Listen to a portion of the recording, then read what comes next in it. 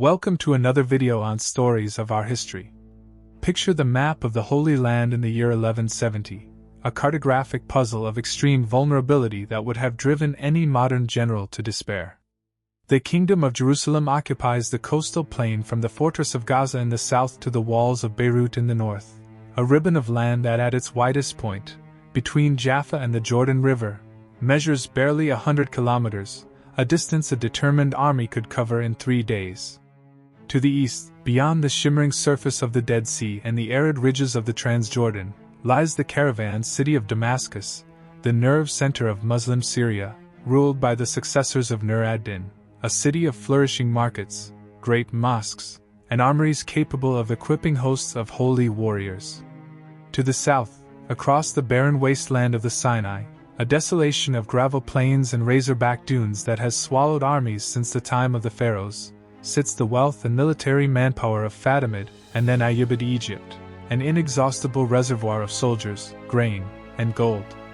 The Crusader states are not a contiguous block but a string of isolated territories. The county of Edessa, already lost to Zengi in 1144, a memory of what happens when the fortress network fails. The Principality of Antioch in the north, a narrow strip between the mountains and the sea. The county of Tripoli along the coast, a foothold beneath the peaks of Lebanon, and the Kingdom of Jerusalem itself, the heart and the prize. Between these Frankish enclaves flowed the currents of a hostile population, the Syrian Muslims, the Druze communities of the Chuf Mountains with their secretive faith, the Bedouin tribes whose camel-mounted scouts can outpace any Frankish patrol and vanish into the desert like ghosts.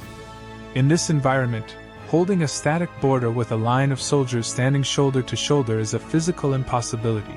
The numbers simply do not exist, and the terrain laughs at the concept of a linear frontier. The solution, conceived by the military orders and refined over decades of bitter experience, was to transform the landscape itself into a weapon, to build a constellation of fortresses that would act as the permanent, unblinking eyes of the kingdom, dominating roads, controlling water sources, and serving as launch points for lightning raids that would keep the enemy perpetually off balance. The Templars, who began as the humble guardians of the pilgrim road between Jaffa and Jerusalem, a task that required them to patrol the bandit-infested passes with no more than 9 knights at the outset, would become the master practitioners of this stone-bound strategy that turned weakness into strength. Every castle was a statement, a declaration carved in limestone and basalt that the Franks were not merely passing through on a crusade but intended to remain, to sink roots so deep into the bedrock that no tempest of invasion could tear them out.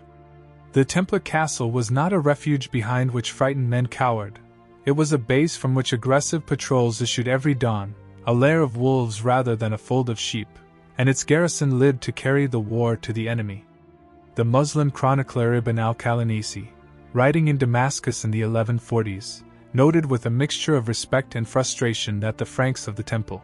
have built nests of stone in the high places, and from these nests they swoop down like eagles upon the caravans of the faithful, and no road is safe while a single one of their towers stands.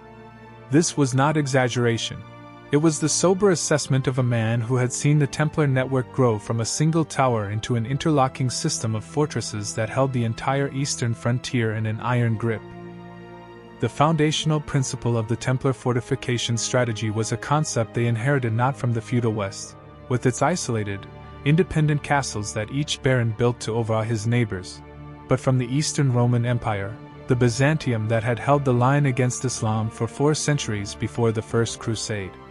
The Byzantine defensive system in Anatolia and Syria had been based on the idea of the limes, a network of mutually supporting forts, watchtowers, and fortified towns connected by a rapid communication system of beacon fires and mounted couriers that could transmit a warning from the Taurus Mountains to Constantinople in a matter of days. No single fortress was expected to withstand a major invasion on its own. Its purpose was to delay the enemy, to channel his advance into predictable corridors where he could be ambushed, and to serve as a refuge for the local population until the field army could assemble and march to the relief. The Templars, who had close contact with Byzantine military engineers during the early decades of the order, particularly in the reign of Emperor Manuel I Komnenos, absorbed this doctrine and adapted it to the even more desperate circumstances of the Crusader states, where there was often no field army to speak of, and where the garrisons themselves had to serve as both the shield and the sword. The network they built was not a random scattering of strongholds but an integrated defensive web, each castle positioned within a day's march of its neighbor, so that a column of smoke rising from one fortress could be answered by the bells and trumpets of two others, and a relief force of mounted sergeants could be on the road within the hour. This interlocking system effectively allowed a garrison of 50 Templars to project power over a radius of 30 kilometers, transforming a tiny, elite force into the de facto ruler of entire provinces that would otherwise have required thousands of occupation troops. The geostrategic placement of Templar castles followed a logic that can still be read on the landscape today, using topographical maps and the archaeological remains of their foundations, which can be traced from the air like the dots of a long-extinct constellation. The order's primary concern was the defense of the eastern frontier, the long, ragged line that faced the Muslim heartlands of Syria and Mesopotamia, a border that ran from the Sea of Galilee down through the Jordan Valley and into the deserts of the Transjordan. This frontier was not a smooth, continuous border but a series of natural corridors, river valleys, mountain passes, and desert trails that invading armies had used since the Bronze Age, the same routes that the Egyptians, Assyrians, Babylonians, Persians, Greeks, and Romans had marched before the Crusaders ever set foot in the Holy Land. The Templar castles were built directly atop these corridors, plugging them like corks in a bottle, and the effectiveness of this strategy is attested by the fact that for over a century, no major Muslim invasion succeeded in bypassing a Templar fortress without suffering catastrophic losses to its supply lines. The first and most obvious corridor was the Jordan Valley, the great rift that ran from the Sea of Galilee down to the Dead Sea, a natural highway for any army marching from Damascus into Palestine, shaded by date palms and watered by the river. To block this route, the Templars constructed the powerful fortress of Belvoir, perched on a basalt plateau 600 meters above the Jordan, its massive concentric walls visible for miles across the valley floor, a constant reminder to any would-be invader that the road to Jerusalem was closed. A second corridor was the coast road from Egypt, the ancient Via Maris, the Way of the Sea, which the pharaohs had used to invade Canaan and which Saladin used to invade in 1177. This approach was guarded by the great fortress of Gaza, which the Templars heavily reinforced and held as their southern anchor, its walls built directly on the foundations of the Philistine city that Samson had once pulled down. A third corridor was the series of passes through the Lebanon mountains, connecting the inland city of Damascus to the coastal ports of Tyre and Sidon. Here, the Templars built Chastel Blanc and the cave fortress of Cave de Tyren, blocking the narrow defile with walls that span from cliff face to cliff face. A fourth corridor, often overlooked, was the network of desert trails through the Transjordan, the routes used by the Bedouin and the camel caravans, which the Templars controlled through the castles of Amman and the fortified post of Aqaba on the Red Sea. Each castle was not a passive defense but an active interdiction point, a thorn in the side of enemy logistics that made it impossible for a Muslim army to bypass it without risking its supply lines being cut, its foraging parties ambushed, and its communications with home base severed. The Templar strategy was, in essence, a denial of movement. By controlling the nodes through which all traffic had to pass, the order made the entire landscape hostile to an invading force, even when no Frankish soldier was visible on the horizon. The Templar approach to fortress architecture was a radical departure from the feudal keeps of Europe, which were designed to resist a few weeks of siege by a rival baron with limited resources and no engineering expertise. The castles of the Holy Land were built to withstand the full fury of the most advanced siege technology of the age, the counterweight trebuchet, capable of hurling stones weighing over 100 kilograms with enough force to shatter the stoutest walls, the battering ram, housed in a wheeled shed covered with wet hides to protect against fire, the mining sapper, who tunneled beneath the foundations with a patience that could reduce a fortress to rubble in weeks, and the psychological terror of Greek fire, the liquid flame that clung to flesh and stone and could not be extinguished by water. The Templars, drawing on the expertise of Armenian and Syrian stonemasons who had been building fortifications in this seismic zone for millennia, developed a distinctive architectural style characterized by immense thickness of walls, often exceeding 5 meters at the base and tapering to a crenellated fighting platform where crossbowmen and archers could stand in safety. The use of glassy, smooth, sloped stone facings that deflected projectiles and frustrated siege towers was perfected by the Templar engineers to such a degree that a direct hit from a trebuchet stone would often skid harmlessly off the angled surface rather than crashing into the wall.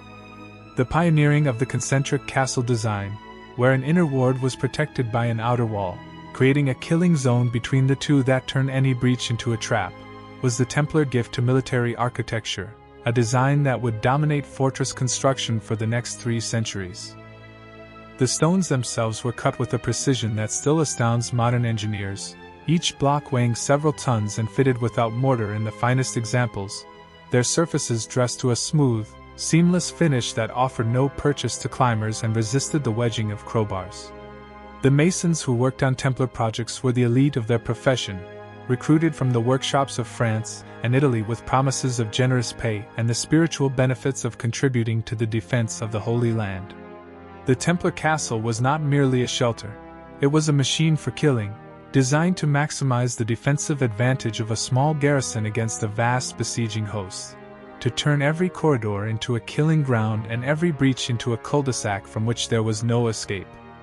Every stairwell in a Templar castle curved to the right, descending clockwise, so that a right-handed attacker ascending the stairs would have his sword arm against the central pillar, while the defender above had a free swing. This detail, seemingly minor, was the product of bitter experience in 100 stairwell fights. Every arrow loop was splayed on the interior to allow a crossbowman to cover a wide field of fire while presenting only a narrow slit to the enemy's return shots, a design derived from the Byzantine toxobolia. Every gate was protected by a maze of murder holes, portcullises, and dead-end passages where intruders could be trapped and slaughtered from above without the defenders ever having to come within sword's reach. The Templar fortress was a building that punished every mistake made by an attacker with death, and the reputation of these castles was such that by the late 12th century, many Muslim commanders preferred to negotiate a surrender rather than attempt a storm. The choice of a castle's exact location was a decision made by a council of the order's highest officers, including the Grand Master, the Marshal, and the Draper, who would personally survey potential sites while accompanied by local guides, Syrian engineers, and Turco-Pole scouts familiar with every fold of the terrain. These councils could last for weeks, with the officers riding the circuit of a proposed site, examining the approaches from every angle, testing the soil with probes to determine the depth of bedrock, and consulting with the local villagers about the patterns of rainfall and the locations of springs. The primary criterion was always water. A fortress without an internal water source was a death trap, as the defenders would be forced to surrender within days of a siege, no matter how thick the walls or how brave the garrison. The Templars sought out sites where a natural spring emerged from the rock, or where a deep well could be sunk to reach the water table, and they built their castles directly over these precious sources, incorporating the well into the innermost ward where it could never be cut off by an attacker. The great castle of Safed, perched high in the Galilean mountains at an elevation of over 800 meters, was supplied by a monumental cistern system that channeled rainwater from every roof and courtyard into vast underground reservoirs lined with hydraulic cement, a hydrological engineering project that took years to complete, and that could support a garrison of 2,000 men for a year without a single drop of rain. The secondary criterion was visibility. Templar castles were sited on the highest available ground, not for the sake of lordly prestige or the romantic view, but to serve as watchtowers from which the entire surrounding landscape could be observed, and from which signals could be sent to the next castle in the chain. From the keep of Chastel-Pellerin, the Templar castle on the coast south of Haifa, the garrison could see ships approaching from 40 kilometers out to sea and could communicate with the inland fortress of Le Destroit using a system of polished bronze mirrors by day and beacon fires by night. This intervisibility was the central nervous system of the Templar defensive web, and every new castle was positioned to be in visual contact with at least one, and preferably two, of its neighbors, creating a chain of sight that spanned the entire kingdom. The construction of a major Templar castle was a logistical undertaking of staggering scale and cost, requiring thousands of tons of stone to be quarried, transported, and set by a workforce that included local peasants, captured Muslim prisoners, and skilled stonemasons brought from the workshops of Europe. The logistical chain began at the quarry, where teams of laborers under the direction of master masons cut the stone from the living rock using iron wedges and sledgehammers, then roughly dressed it on site before loading it onto ox-drawn carts, or the backs of mules for the journey to the building site. The roads to the castle site were often improved or built from scratch by the Templar engineers, who understood that a smooth supply route was as important as a strong wall. The Order's immense financial resources, drawn from its network of European preceptories and its banking operations, were poured into these projects, often at the expense of other military needs. A single castle could consume the revenues of a dozen European estates for years. The chronicler William of Tyre, who generally viewed the Templars with suspicion and resented their independence from the local hierarchy, grudgingly admitted that the Order spent prodigious sums on its castles, sums that would have bankrupted a secular lord and forced him to sell his lands. The castle of Safed alone, rebuilt by the Templars in 1240 after its recovery from Saladin's successor, consumed the staggering sum of 1 million gold bezants over the course of 2.5 years, a figure that represented the total annual revenue of several European kingdoms.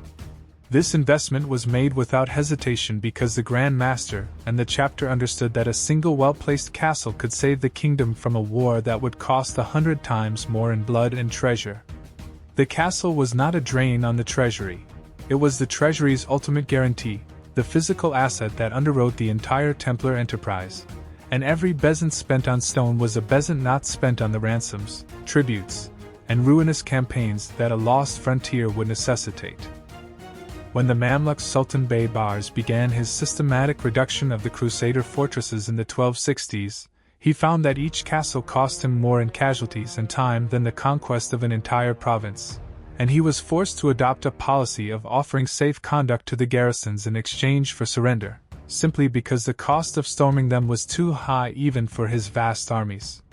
The siege of a single Templar castle could tie down 30,000 Mamluk soldiers for months, consuming supplies, spreading disease, and giving the other Frankish states precious time to prepare their defenses. The Templar castles were, in the final analysis, the single most effective element of the Crusader defense, and their destruction was the necessary prelude to the fall of the kingdom itself. The stone web that the Order spun across the Holy Land was a masterpiece of strategic thinking, a system that transformed a handful of warrior monks into the masters of a landscape. And its story begins with the understanding that in the crucible of the Crusader East, architecture was not merely the setting for war. It was war itself, waged in stone and mortar rather than in flesh and blood. The political and psychological dimensions of the Templar fortification strategy were as important as the military aspects, for these castles were instruments of governance and terror as much as they were instruments of defense, projecting the power of the Order into regions that had never seen a Frankish tax collector or a Latin priest. Each Templar fortress was a center of local administration, the seat of a commander who ruled the surrounding villages and farmland with the absolute authority of the Order, answering not to the local bishop or the secular lord but directly to the Grand Master in Jerusalem. The commander, a seasoned knight who had proven himself in battle and in the management of the Order's estates, was assisted by a staff of sergeants, chaplains, and clerks who handled the daily business of taxation, justice, and military patrol. The Templar castle was a statement of permanence, a declaration to the local Syrian, Armenian, and Muslim population that the Franks had not merely passed through on a raid but had sunk their roots into the very bedrock of the land, and that the Order would be present for generations to come. The great dungeon of the castle, visible from every village within a day's walk, served as a constant reminder of Templar power, a looming presence on the skyline that discouraged rebellion and banditry simply by its existence. The psychological impact of living under the shadow of a Templar fortress is difficult to overstate. The local farmer, rising before dawn to work his fields, would see the first light of the sun catch the white limestone of the keep, and he would know that the brothers were already at prayer, already maintaining the weapons that could be turned against his village if the taxes were not paid or if a Muslim spy was hidden among the populace. This silent intimidation was a weapon that never needed to be drawn, and it was far more effective than the erratic violence of a secular lord's punitive expedition. The garrisons of these castles were not isolated monks locked behind walls, chanting psalms and waiting for the end. They were active police forces, patrolling the roads daily on their warhorses and pack mules, collecting tolls from caravans, and enforcing the king's law in regions where the king's writ had never run. A typical Templar patrol would consist of a knight, 2 sergeants, and a handful of Turco-Pole auxiliaries, armed with lances, swords, and crossbows, riding the circuit of the villages and towers that lay within the castle's jurisdiction.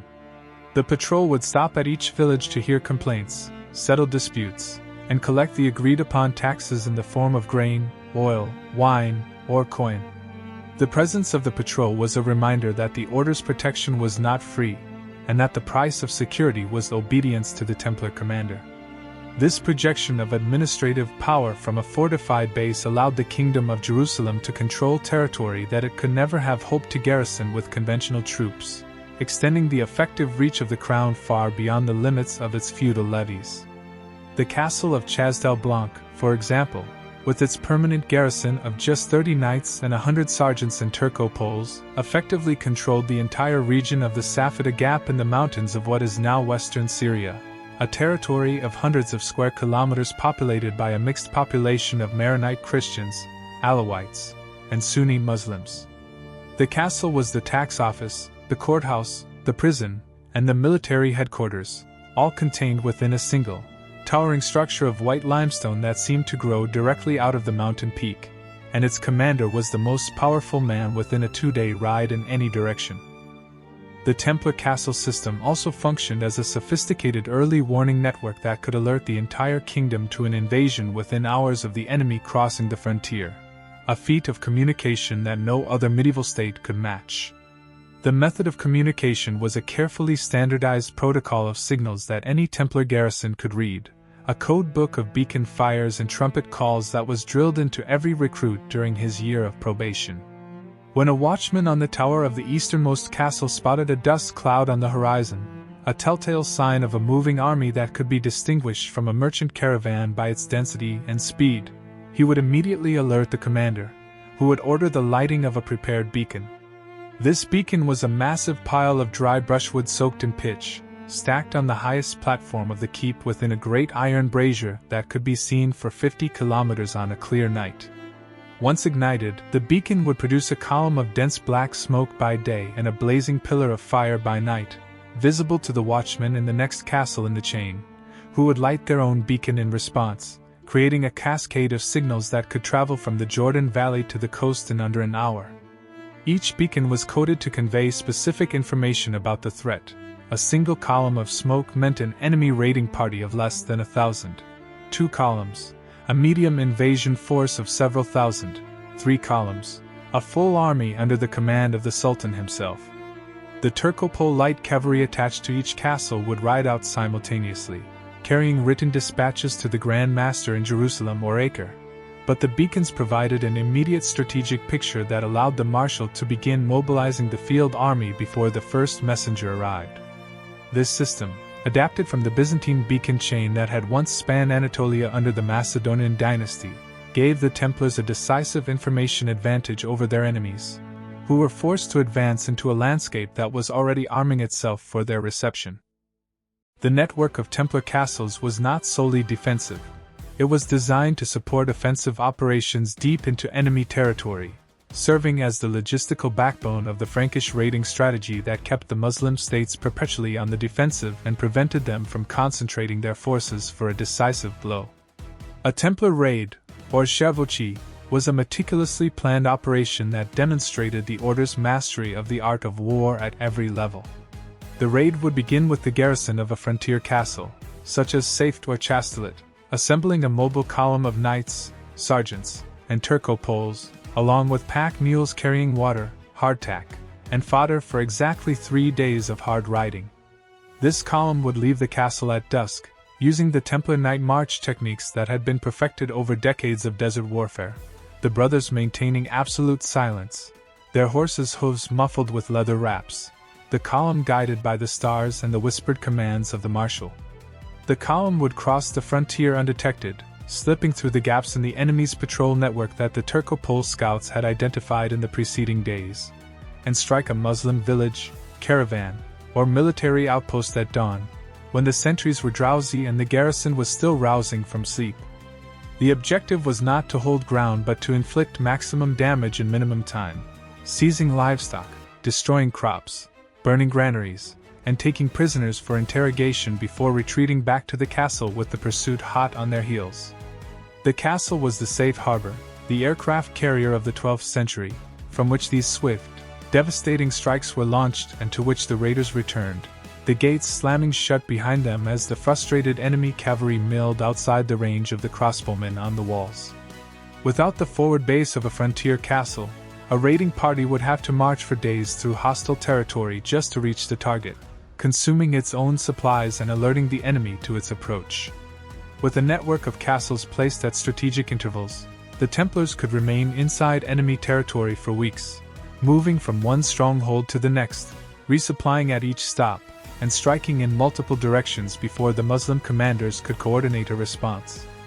This strategy of offensive defense, of carrying the war to the enemy rather than passively waiting behind walls, was the secret of Templar military effectiveness, and it was entirely dependent on the physical existence of the castle network. The location of each Templar castle was also chosen with a keen eye to the control of economic resources, particularly the water sources, arable land, and trade routes that were the lifeblood of the Crusader economy. The great castle of Tortosa, located on the Syrian coast, was placed not only to defend the port city against naval raids but also to control the coastal road that connected the Frankish states of Tripoli and Antioch, a road along which flowed the wealth of the eastern trade, silks from China, spices from India, incense from Arabia, and the precious dyestuffs and alum that were essential to the European textile industry. The Templars operated a chain of watchtowers along this road, spaced at intervals of 5 kilometers, and every merchant caravan was required to pay a toll and accept a Templar escort, a monopoly that generated immense revenue for the order while simultaneously ensuring the security of the kingdom's commercial arteries. The toll system was sophisticated and carefully calibrated. A camel carrying silk paid a higher fee than a donkey loaded with grain, and the rates were adjusted periodically based on the level of threat and the season. The Templars also charged protection fees to the villages along the route, offering a guaranteed response to any bandit attack in exchange for a portion of the harvest. In the interior, the castle of Logistical was built astride the narrow pass that climbed from the coast to the Galilean highlands, a choke point through which all traffic between Acre and Damascus was forced to pass. The Templars charged a fee for every camel, every mule, and every cart that used the road, and they used the proceeds to fund the castle's garrison and to expand the fortifications, turning the pass into an ever-deepening defensive position. This economic dimension of the castle strategy meant that the fortresses were not drains on the order's treasury but were, in many cases, self-financing or even profitable, generating the wealth needed to build the next castle in the chain. The Templar castle was simultaneously a military base, a tax office, a customs post, and a bank, a multifunctional institution that embedded the order into the very economic fabric of the Holy Land, making it as indispensable to the commerce of the kingdom as it was to its defense. The psychological terror exerted by the Templar castles on the Muslim population was a carefully cultivated weapon of war that the order used with cold, calculated efficiency, understanding that fear was a force multiplier that could substitute for manpower. The sheer physical presence of these fortresses, towering hundreds of feet above the plain, their walls gleaming white in the sun or brooding black under the moon, was intended to inspire a sense of helplessness and permanent occupation among the local inhabitants. The Muslim chronicler Ibn Jubair, who passed through the Holy Land on a pilgrimage in the 1180s, describes the site of a Templar castle rising from a hilltop as a stone of oppression in the throat of the land, a place where the darkness of the Franks gathers to fall upon the believers. The Templars did nothing to soften this image. On the contrary, they cultivated it with a deliberate theatricality that modern militaries would recognize as psychological operations. Prisoners taken on raids were often displayed on the castle walls before being executed, their bodies left hanging for days as a warning to any who might consider aiding an invading army. The nightly patrols that issued from the castles used the darkness as a cloak, their white mantles exchanged for dark cloaks of wool, their movements silent and unpredictable, their faces hidden behind the iron visors of their helms. The local villages never knew when the Templars might appear, and this unpredictability was the essence of the terror. The castle was not merely a defensive structure, it was a throne of fear, a seat of psychological power that projected an aura of inevitability across the landscape. To the Muslim emirs who dreamed of driving the Franks into the sea, the Templar castles were the first and greatest obstacle, and many a campaign foundered not in the field of battle but before the walls of a single fortress that simply could not be taken, a fortress whose garrison seemed to possess a supernatural immunity to hunger, disease, and despair. The integration of the castles into the broader geopolitical strategy of the order extended to the Templars' relationships with the indigenous Christian communities, the Armenians, Maronites, and Syrian Orthodox who had lived under Muslim rule for centuries and who saw the Franks as potential liberators. The Templar castles often functioned as protectors of these communities, offering refuge within their outer enceinte during times of war and providing a market for their produce during times of peace. The Maronites of the Lebanon Mountains, in particular, developed a close and enduring relationship with the Templar garrisons of Chastel Blanc and Tortosa, supplying the castles with food, labor, and intelligence in exchange for military protection and a degree of religious toleration that was unusual in the medieval world. The Templar commanders, recognizing the strategic value of these alliances, often learned Arabic and Syriac to communicate with the local headmen, and they respected the traditional laws and customs of the villages under their protection. This network of local alliances extended the effective reach of the castles far beyond their walls, creating a human buffer zone of friendly or neutral populations that provided early warning of enemy movements and denied the same intelligence to Muslim raiders. The Templar castle was not an alien implant in a hostile land. It was the center of a complex web of relationships that bound the local population to the Frankish presence, and its success depended as much on the loyalty of the local villagers as on the thickness of its walls. The great castle of Safed, perched on an extinct volcanic cone in the highlands of the Upper Galilee at an elevation of over 800 meters above the Mediterranean, was the supreme achievement of Templar military architecture and the linchpin of the entire Eastern defensive system. The site had been a Jewish fortress during the Roman period, a rebel stronghold that had held out against Vespasian's legions during the Great Revolt, and a Muslim citadel under the Fatimids, but the Templars, who acquired it by grant from King Fulk in the 1130s, transformed it into something that neither Romans nor Fatimids could have imagined. The mountain itself was reshaped on a titanic scale, its slopes cut into sheer, vertical cliffs that plunged hundreds of feet to the valley floor below, an artificial escarpment carved from the living basalt by thousands of laborers working under the direction of Templar engineers. The escarpment was not merely steep, it was undercut, sloping inward at the base so that any attacker attempting to scale it would find himself climbing out over empty air, a feat impossible under the weight of armor and weapons. Atop this flattened peak, the Templars constructed a massive concentric castle, an inner ward protected by an outer wall, with 7 immense towers rising at intervals along the circuits, each tower large enough to house its own independent garrison of knights and sergeants. The towers were not mere projections from the wall. They were self-contained strongpoints, with their own wells, their own granaries, and their own armories, so that even if the outer wall were breached, the defenders could retreat into the towers and continue the fight from multiple, mutually supporting positions. The outer wall, 20 meters thick at its base and tapering to a crenellated fighting platform wide enough for 2 men to pass abreast, was constructed of enormous blocks of local basalt, the blue-black volcanic stone that was the geological signature of the Galilean highlands. The basalt absorbed the heat of the sun during the day and radiated it back at night, creating a stifling microclimate within the walls that was a misery for the garrison in summer but a blessing in the cold, wet winters.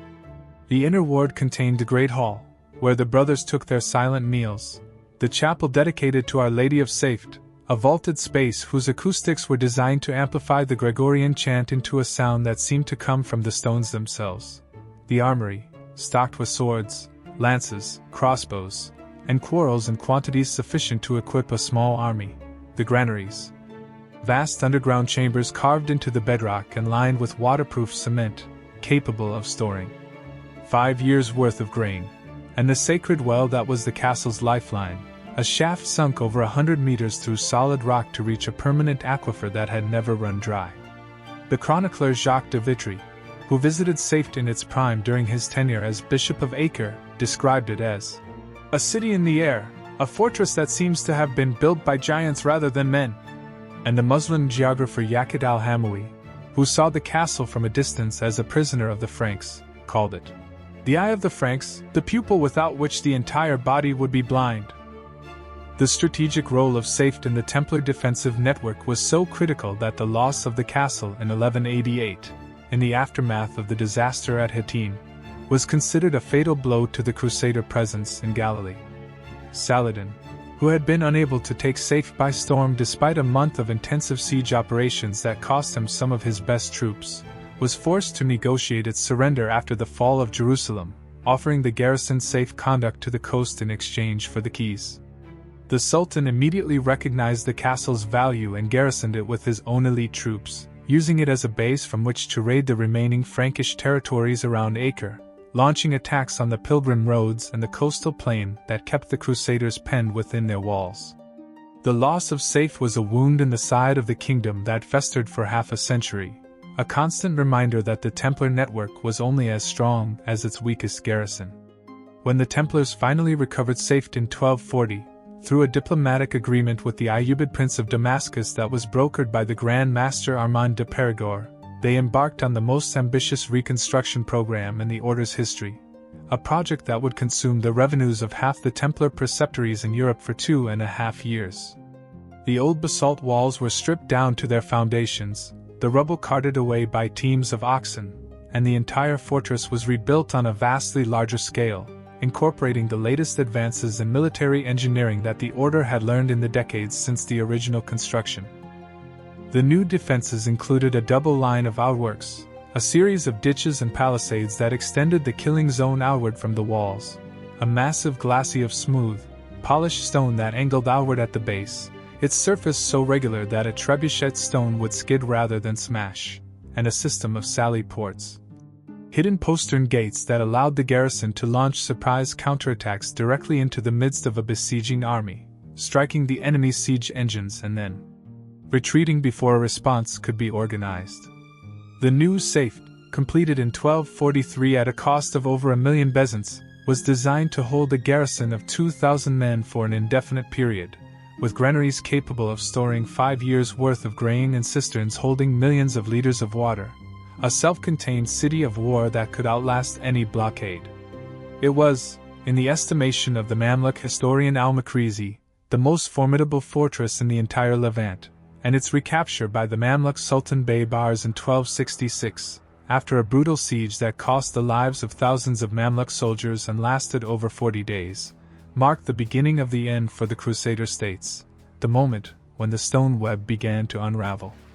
The coastal fortress of Chastel-Pellerin, also known as Atlit, represented a completely different but equally brilliant aspect of Templar fortification strategy: the creation of an impregnable beachhead that could be supplied indefinitely by the sea. Built on a rocky promontory jutting into the Mediterranean south of Haifa, a spit of land that had been used as an anchorage by Phoenician sailors 2,000 years before the Templars arrived, Chastel-Pellerin was begun in 1218 during the Fifth Crusade, with the active participation of thousands of Crusader pilgrims who dug the foundations with their own hands, giving the castle its name, the Castle of the Pilgrims. The promontory was cut off from the mainland by a deep, artificial fosse, a moat carved through solid rock by teams of masons working with picks, chisels, and hammers, the stone chips carted away to be used in the construction of the walls. The fosse was filled with seawater by a system of sluice gates that harnessed the tides, a feat of hydraulic engineering that had been learned from the Byzantine engineers who had built the harbors of Constantinople. The castle itself was a masterpiece of concentric design, 3 layers of walls rising in terraces from the sea to the central keep, each wall higher than the one before it, so that the defenders on the inner walls could fire down over the heads of the defenders on the outer walls, creating a 3-dimensional field of fire that no attacker could suppress. The seaward side of the castle incorporated a massive natural harbor, sheltered from the prevailing winds by the curve of the promontory, and protected by a great iron chain that could be raised or lowered to admit friendly ships or bar enemy galleys. Within this harbor, the Templars could dock supply vessels from Cyprus, Italy, and France even while the castle was under siege on the landward side, making it virtually impossible to starve the garrison into submission. The Mamluk sultans, who conquered every other Crusader stronghold on the mainland, never managed to take Chastel-Pellerin by force. It was evacuated and slighted by the Templars in 1291, on the orders of the Grand Master, when the fall of Acre made the continued defense of the Holy Land untenable. The castle's ruins, which still stand today, are among the most evocative and best preserved examples of Crusader military architecture, a testament to the Templar mastery of fortification and the enduring power of stone laid with purpose. The network of smaller castles, watchtowers, and fortified manors that connected the great fortresses was the essential connective tissue that made the entire defensive system work, the capillaries through which information and reinforcements flowed. These lesser strongholds, often manned by as few as 10 or 15 brothers, were not intended to withstand a full siege but to serve as advanced listening posts, rapid response bases, and safe refuges for the local population when a raiding party swept through the district. A typical small Templar tower, such as the one that still stands at the village of Jabna between Jaffa and Ascalon, was a square stone keep of 3 stories, with walls 2 meters thick, a single entrance accessible only by a retractable wooden ladder that could be pulled up in moments, a well in the basement, and a beacon platform on the flat roof. The tower was squat, sturdy, and functional, built to resist the battering of an angry mob but not the sustained assault of a professional army. From this tower, a corporal and his squad of sergeants could monitor a wide stretch of the coastal plain, protecting the agricultural workers in the surrounding fields as they harvested the grain that fed the kingdom, escorting pilgrim caravans along the road to Jerusalem, and sounding the alarm if a Muslim raiding party appeared on the horizon. The tower was not expected to hold out indefinitely, but to hold out long enough for a relief force from the nearest major castle to arrive, a matter of hours if the beacon fires were lit and the wind was favorable for the trumpet calls.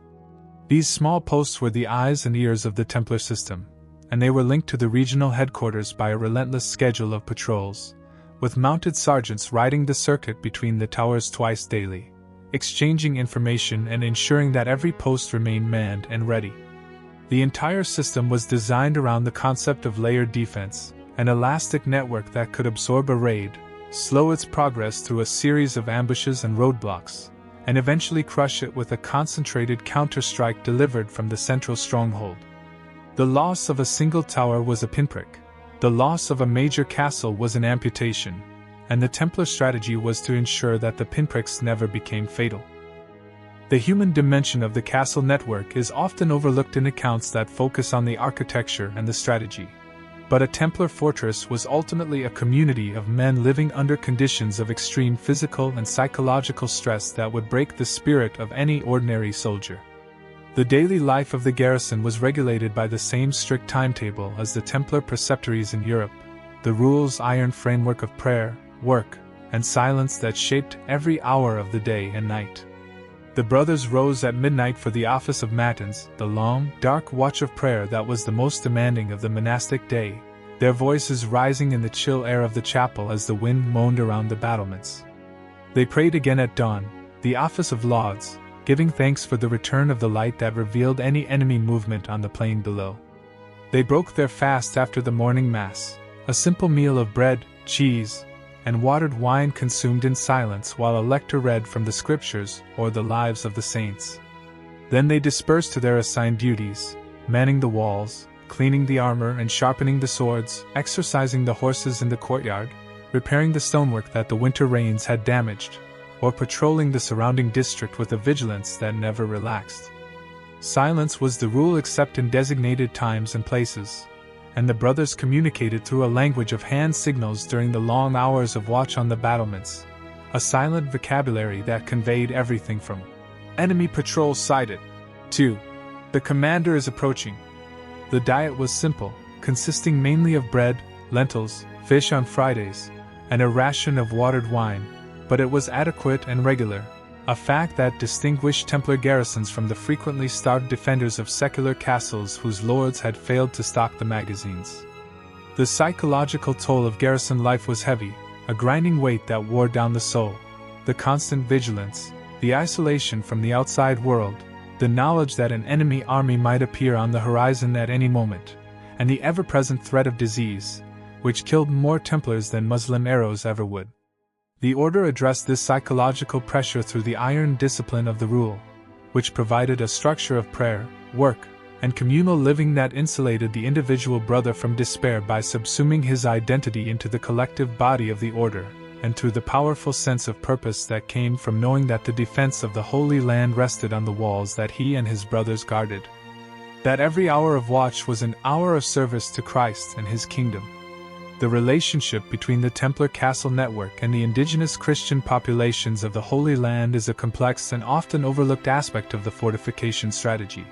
a human dimension that was as crucial to the defense of the kingdom as the thickness of the walls.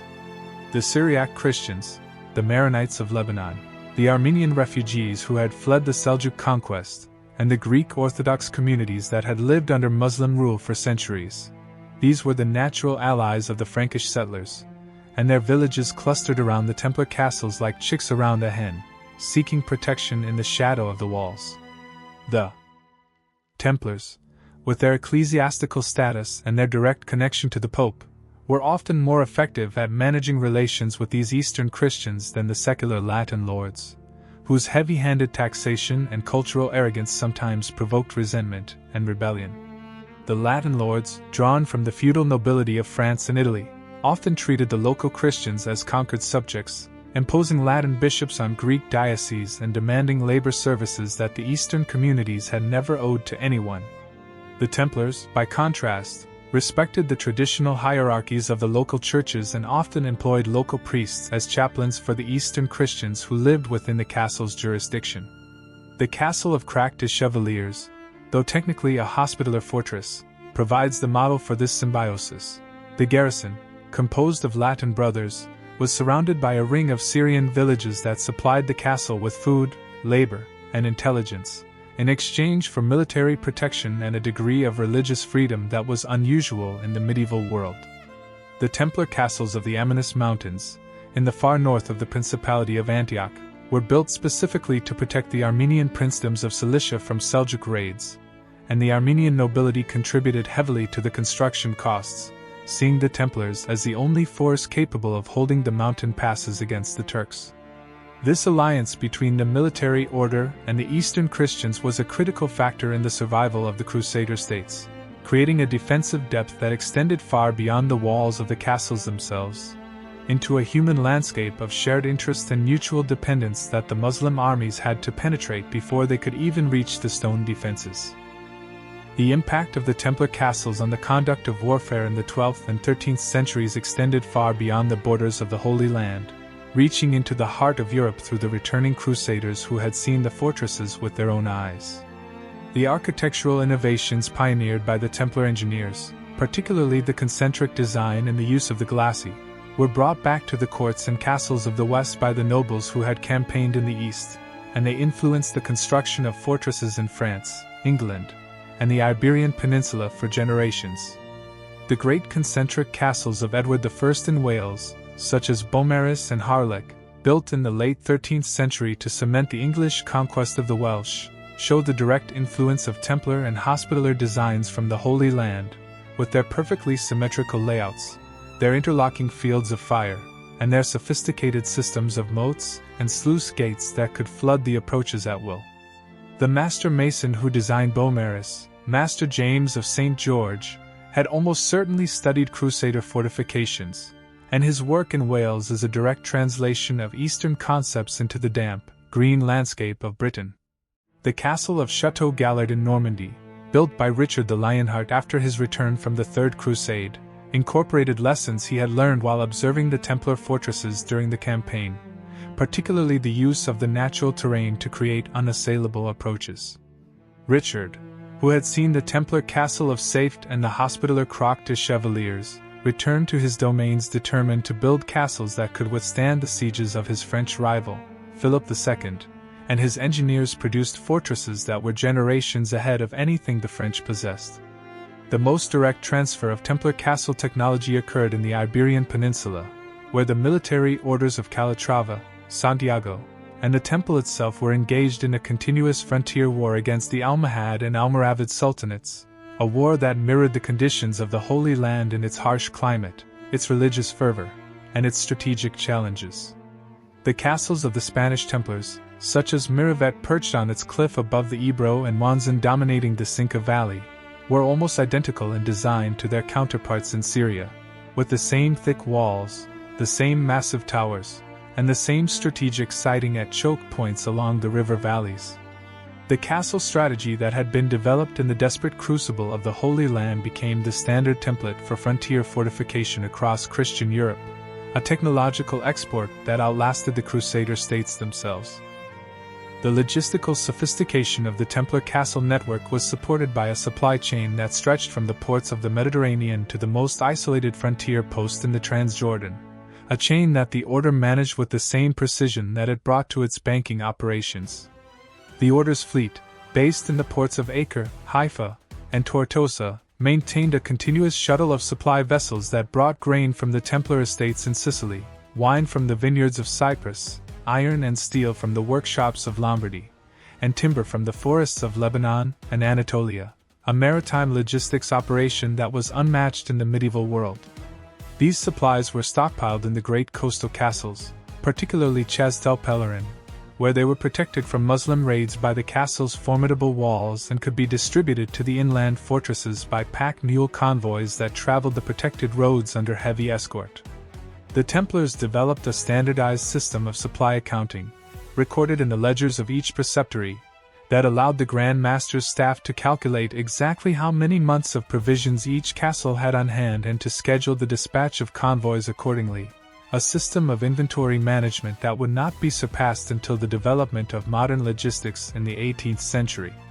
A surviving fragment of the Templar supply records from the Castle of Safed, captured by the Mamluks in 1266 and preserved in an Arabic translation that was later studied by French archaeologists, lists the castle's stores at the start of the siege: 800 tons of wheat, 300 tons of barley, 200 tons of dried lentils, 50 tons of salt fish, 12,000 liters of olive oil, and 8,000 liters of wine, a stockpile sufficient to sustain a garrison of 2,000 for over a year even if no relief arrived. This logistical capability, the ability to build and maintain a network of fortresses hundreds of kilometers deep in enemy territory and keep them supplied through a combination of sea transport, protected roads, and local agricultural production, was the Templars' greatest strategic asset, and it allowed a few hundred brothers to hold a frontier that should have required an army. The failure of the Templar castle network, when it finally came, was not a failure of architecture or strategy but a failure of the political and demographic foundations of the Crusader states themselves, a collapse that no amount of stone could prevent. By the mid-13th century, the Frankish population of the Holy Land had been reduced by emigration, disease, and constant warfare to a shadow of its former strength, and the rural settlements that had once provided the agricultural surplus to support the castles were largely abandoned or in Muslim hands. The arrival of the Mongols in the region in the 1250s, sweeping out of the steppes of Central Asia like a firestorm, had destroyed the balance of power that had allowed the Crusader states to survive by playing the Muslim emirates against each other. The old game of diplomacy, the shifting alliances with Damascus against Cairo and with Cairo against Aleppo, was swept away in the Mongol tide, and when the Mamluks defeated the Mongols at the Battle of Ain Jalut in 1260, they emerged as the undisputed masters of the Islamic world, a centralized, professional military state of immense power. The Mamluk Sultanate, which seized power in Egypt in 1250, was a warrior state ruled by a caste of slave soldiers who had known nothing but war since childhood, trained from boyhood in the arts of horsemanship and archery, and bound together by a fierce loyalty to their regiment and their sultan. The Sultan Baybars, who reigned from 1260 to 1277,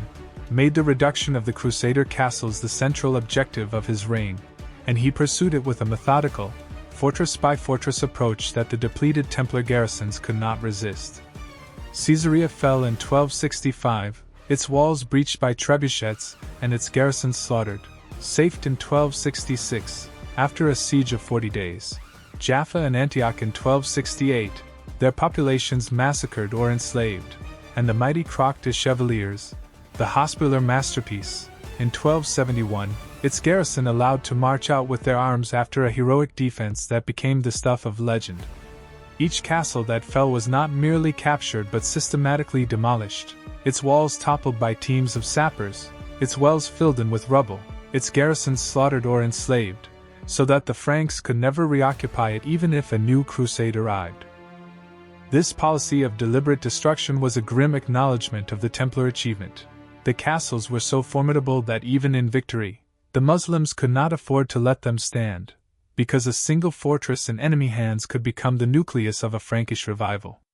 The fall of the castles was the fall of the kingdom, and the final collapse at Acre in 1291 was the epilogue to a story that had already ended in the rubble of 100 ruined fortresses.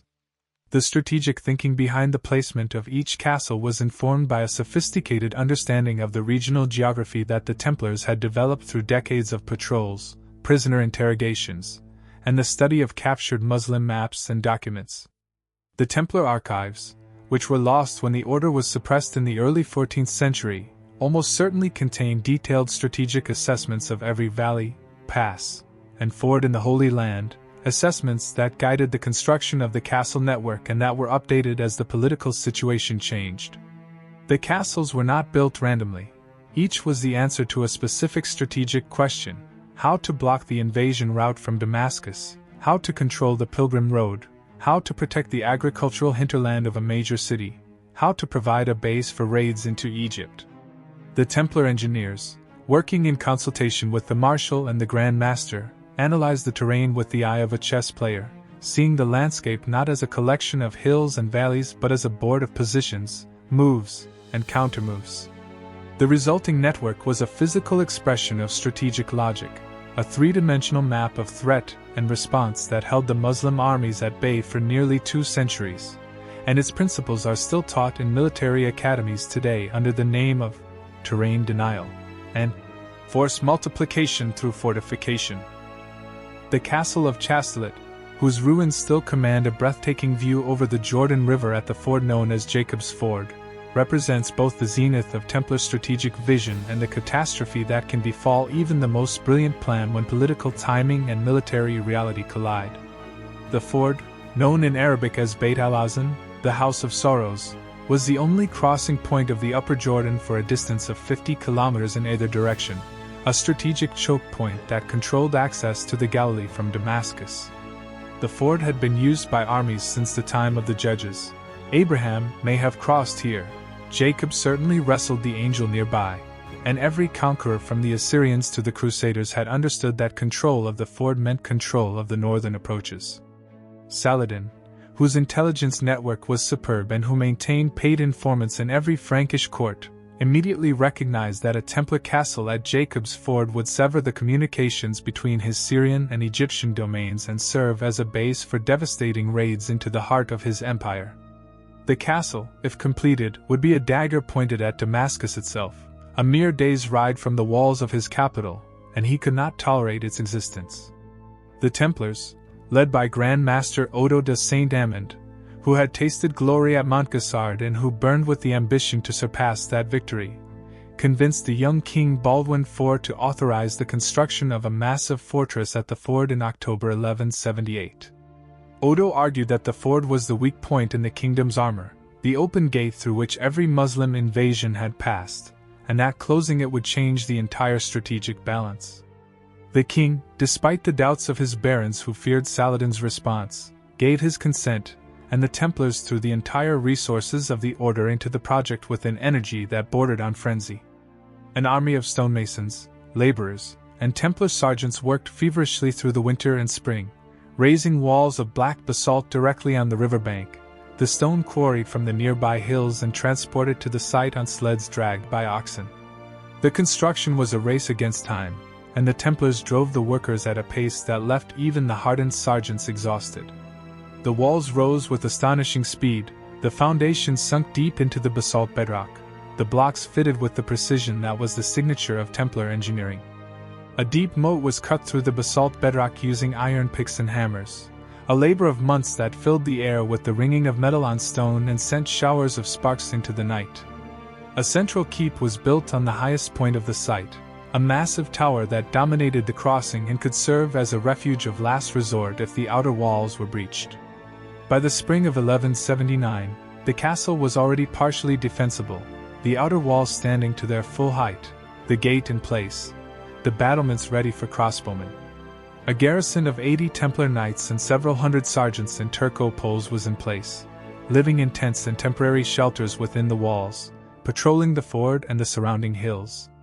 Saladin, observing the construction from his camp on the Golan Heights, where he had gathered his army in the hope of catching the castle before it was finished, offered Baldwin the staggering sum of 100,000 gold dinars to demolish the castle voluntarily, a bribe that would have enriched the royal treasury for years. The king, urged by the Templars and by his own strategic judgment, refused the offer, and the construction continued. The Sultan then resolved to destroy by force what he could not buy, and he began assembling the largest army he had commanded since the disaster at Montgassard, calling up the emirs of Syria, the Mamluks of his household, and the Bedouin auxiliaries who knew the terrain.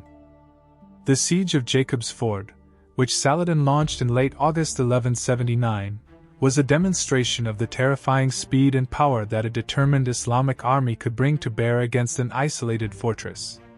The Sultan arrived before the castle on August 24 with a host of over 20,000 men, including sappers from the Syrian city of Aleppo who were among the finest military miners in the world, men who had reduced Byzantine fortresses in Anatolia and Persian strongholds in the mountains. The Templar garrison, still in the process of completing the walls, faced an impossible situation. The outer defenses were not fully connected, the moat was not yet deep enough to prevent the approach of siege towers, and the well, though functional, was insufficient to supply a large garrison during a prolonged siege in the brutal heat of August. When the sun turned the basalt walls into ovens and the water evaporated from the cisterns faster than it could be replenished. Odo de Saint-Amand, who was present at the castle, sent desperate messages to Baldwin IV at Tiberias, begging for a relief force, and the king began assembling an army. But Saladin did not give him time. The Muslim sappers advanced their trenches under covering fire from massed archers, their bows sending volleys of arrows over the walls that forced the defenders to keep their heads down. The trenches crept closer, protected by wooden mantlets covered with wet hides that resisted the Greek fire the Templars hurled down.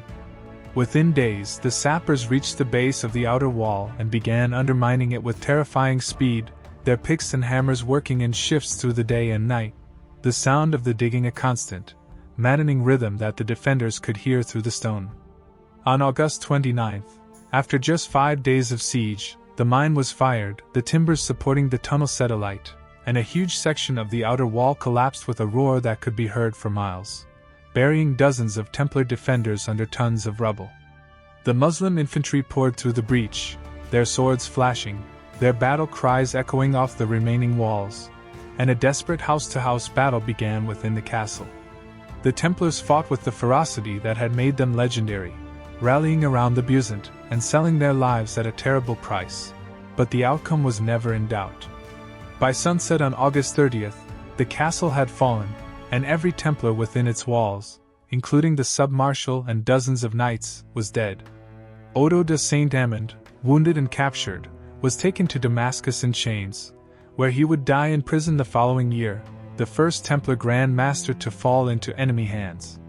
The destruction of Chastelet was a strategic disaster of the first magnitude for the Kingdom of Jerusalem, and it exposed the fundamental vulnerability of the Templar castle strategy. A fortress under construction was far more fragile than a completed one, and the time required to build a major castle could exceed the time that the enemy needed to mobilize and strike. The lesson was searing and permanent. Speed of construction was as important as strength of construction, and a castle that could not be completed within a single building season was a gamble that the enemy might not allow to succeed. Saladin, learning from the experience, immediately ordered his own engineers to dismantle the ruins of Chastelet stone by stone, throwing the basalt blocks into the Jordan and filling in the moat, ensuring that the Templars could never rebuild. The loss of Jacob's Ford left the Galilee frontier open to Muslim raids for the remainder of the Crusader period, and the Great Invasion of 1187, which ended at Hattin, crossed the Jordan unopposed at precisely the ford that Chasselet had been built to block. For the Templars, the memory of Jacob's ford remained a wound in the order's psyche, a reminder that even the most perfectly conceived fortress strategy could be shattered by the brutal arithmetic of time and distance, and it influenced the construction of every subsequent castle, which would be designed to be defensible within weeks, not months, of the foundation being laid. The castle of Beaufort, known to the Arabs as Khalat al-Shakif, perched on a sheer cliff 700 meters above the Litani River in southern Lebanon, represented a different kind of Templar fortress, the inherited castle, the stronghold that the order acquired rather than built, and that it adapted to its own purposes. Beaufort was originally constructed in the early 12th century by the lords of Sidon, the Granier family, who had raised the castle to control the trade route from the coast to the interior and to protect their own extensive estates in the valley below. The castle was a classic spur fortress, its eastern side protected by a natural precipice that fell away into the river gorge in a sheer drop of hundreds of meters, a defense so formidable that no attacker had ever attempted an assault from that direction. Its western side, facing the landward approach, was defended by a double line of walls and a deep rock-cut moat that spanned the neck of the spur, a moat that was 20 meters wide and 15 meters deep, its sides as smooth as the walls of a house. The Templars, receiving Beaufort in 1260 from Julian of Sidon, who lacked the resources to garrison it against the approaching Mamluk threat, poured their remaining resources into strengthening the castle, adding a massive outer ward that extended the defensive perimeter, deepening the cisterns to increase the water supply, and stocking the magazines with supplies for a garrison of 500. Enough to hold out for years if necessary. Beaufort held out after the fall of most of the other Crusader castles, its garrison of Templar knights and Syrian auxiliaries withstanding a protracted siege by the Mamluk Sultan Baybars in 1268. The siege was a microcosm of the final phase of the Crusader defense. A tiny garrison, outnumbered 50 to 1, holding an isolated rock while the kingdom crumbled around them, sustained by the dream of a relief that would never come. The castle finally surrendered on terms, the garrison allowed to march out with their arms and retreat to the coast, one of the few Templar strongholds to end its life not in massacre but in negotiated withdrawal, a testament to the respect that even Baybars had for the courage of the defenders. The intervisibility and communication systems that linked the Templar castles into a single integrated network were a triumph of medieval engineering that scholars are only now beginning to fully appreciate through the use of GIS mapping, digital elevation models, and experimental archaeology. Each Templar fortress was a node in a visual telegraph that used polished bronze mirrors by day and signal fires by night to transmit messages across distances of up to 50 kilometers. A system that was as fast as any communication technology until the invention of the electric telegraph in the 19th century. The mirrors, mounted on pivoting frames on the highest towers, could flash coded sequences of light, long and short flashes corresponding to a prearranged code that the watchman in the next castle had memorized, that could be read across the intervening valleys and plains. A message from the castle of Safed, relayed through a chain of intermediate stations, could reach the Grand Master in Acre within 2 hours, a speed of communication that was unmatched in the medieval world and that gave the Templars a decisive advantage in coordinating the defense of the kingdom. The beacon fires, built of wood soaked in pitch and stacked on massive iron braziers, were visible even through haze and light rain, their smoke columns by day and their flame columns by night forming a continuous line of signals that could alert the entire frontier within minutes of an enemy crossing. The Templar archives, which were lost when the order was suppressed, almost certainly contained detailed signal manuals, codes, and maps of the visual relay stations, but fragments of this knowledge survive in the records of the Hospitallers and in the archaeological remains of the signal platforms that can still be identified on the summits of the Templar keeps. Each platform oriented precisely toward its partner in the next valley. The Templar approach to castle design was profoundly influenced by the military architecture of the Byzantine Empire, with which the order had close and continuous contact through its operations in the eastern Mediterranean and its diplomatic missions to Constantinople. The Byzantine engineers, heirs to the fortification traditions of Imperial Rome, had developed a sophisticated defensive system in the highlands of Anatolia based on the castron, a fortified hilltop settlement that combined military defense with civilian refuge, a place where the farmers of the surrounding district could bring their families and livestock when the raiders came. The Templar castles of the Amanus Mountains, built in the 1150s and 1160s to guard the route between Antioch and the Armenian Kingdom of Cilicia, were explicitly modeled on Byzantine prototypes, with their double walls, their projecting towers that allowed flanking fire along the curtain, and their integration of civilian housing within the outer enceinte, creating a fortified community rather than a purely military installation. The Templars imported Byzantine stonemasons to oversee the construction, offering them generous contracts and the protection of the order, and these masons brought with them the techniques and the design vocabulary of the Eastern Empire. The Byzantine use of brick vaulting for the interior spaces was adopted by the Templar engineers, a technique that was lighter and more resistant to earthquakes than the heavy stone roofs of European castles, which were prone to collapse during the seismic events that periodically shook the Levant. The presence of Byzantine icons and Greek inscriptions in some Templar castles, recorded by Arab chroniclers and confirmed by archaeological finds of painted plaster and carved lintels, suggests that the cultural exchange between the Order and the Eastern Empire was deeper than the exclusively Latin narrative of the Crusades usually acknowledges. The castle strategy of the Templars was, in many ways, the final chapter in the long history of Roman and Byzantine frontier defense, adapted to the specific conditions of the Crusader states and infused with the spiritual fervor of the military orders, a synthesis of ancient engineering and medieval faith. The economic sustainability of the Templar castle network was a constant challenge that the order met through a combination of agricultural exploitation, trade monopoly, and a continuous influx of funds from its European properties, a financial machine that was as impressive as the castles it built. Each major castle was the center of an extensive agricultural estate, worked by Syrian peasants under the direction of Templar bailiffs, that produced wheat, barley, olives, grapes, and cotton, the staples of the Mediterranean economy. The castle of Tortosa, for example, controlled a hinterland of some 40 villages, whose produce flowed into the castle's magazines and was used to feed the garrison and to generate a surplus that was sold in the markets of Tripoli and Acre, the profits returning to the order's treasury. The Templars also exploited the resources of the land directly, operating their own olive presses, wine presses, and flour mills, the heavy stones turned by oxen or by water wheels on the streams, and maintaining large herds of cattle, sheep, and goats on the pastures of the Golan and the Jordan Valley. The castle was thus not merely a military installation but a manorial economy, a self-sustaining production unit that contributed to the order's overall wealth and reduced its dependence on the unreliable flow of funds from Europe. The European properties, the vast agricultural estates in France, England, and Italy, the urban rental properties in Paris, London, and the Italian cities, and the banking operations that financed kings and nobles, provided the capital for the initial construction of the castles and for the extraordinary expenses of wartime. But the day-to-day operations of the garrisons were funded by the local economy that the castles themselves commanded. This economic foundation gave the Templar castle system a resilience that the purely military fortresses of the secular lords could not match, and it allowed the order to maintain its garrisons even during periods when the kingdom's finances were in disarray and the secular barons were mortgaging their lands to pay their soldiers. The Templar castle was a business as well as a fortress, and its ledgers were balanced as carefully as its walls were laid. The living conditions within a Templar castle,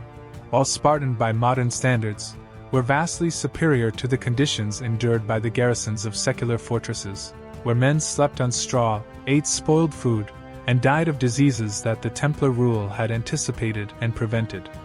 The Templar rule mandated that each brother be provided with a clean bed, a mattress stuffed with straw that was changed regularly, adequate clothing suited to the season, and regular medical care from the brother physicians who served in every major castle. The castle infirmaries, staffed by trained brother physicians who had studied the medical texts of the Arabs and the Greeks, were among the most advanced medical facilities in the medieval world, offering treatments that ranged from herbal remedies to surgery. The great hall of the castle, where the brothers took their meals in silence while a lector read from the scriptures or the rule, was warmed in winter by massive fireplaces that burned olive wood and dried dung, and lit by windows of greenish glass set in stone tracery, a luxury that most secular knights would never experience in their own homes.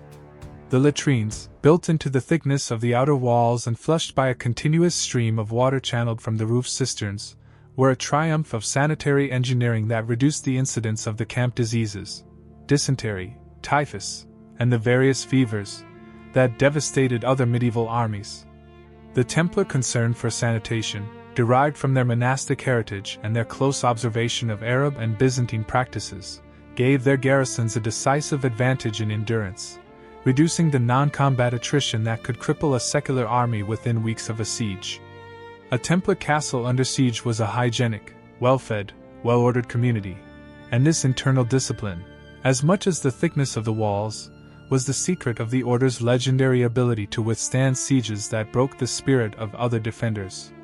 The psychological warfare dimension of the Templar castles extended to the deliberate cultivation of a supernatural aura around the fortresses, an aura that was intended to sap the morale of any Muslim army that approached them. The Templars encouraged the local population to believe that their castles were protected by powerful relics, fragments of the true cross discovered by Saint Helena, vials of the Virgin's milk preserved in rock crystal, bones of the warrior Saints George and Demetrius who had appeared to the brothers in visions, all embedded in the foundations or sealed within the walls. The Castle of Safed, according to a persistent legend that circulated among both Christians and Muslims and that was recorded by the chronicler Jean de Joinville, contained a piece of the stone that had been rolled away from Christ's tomb,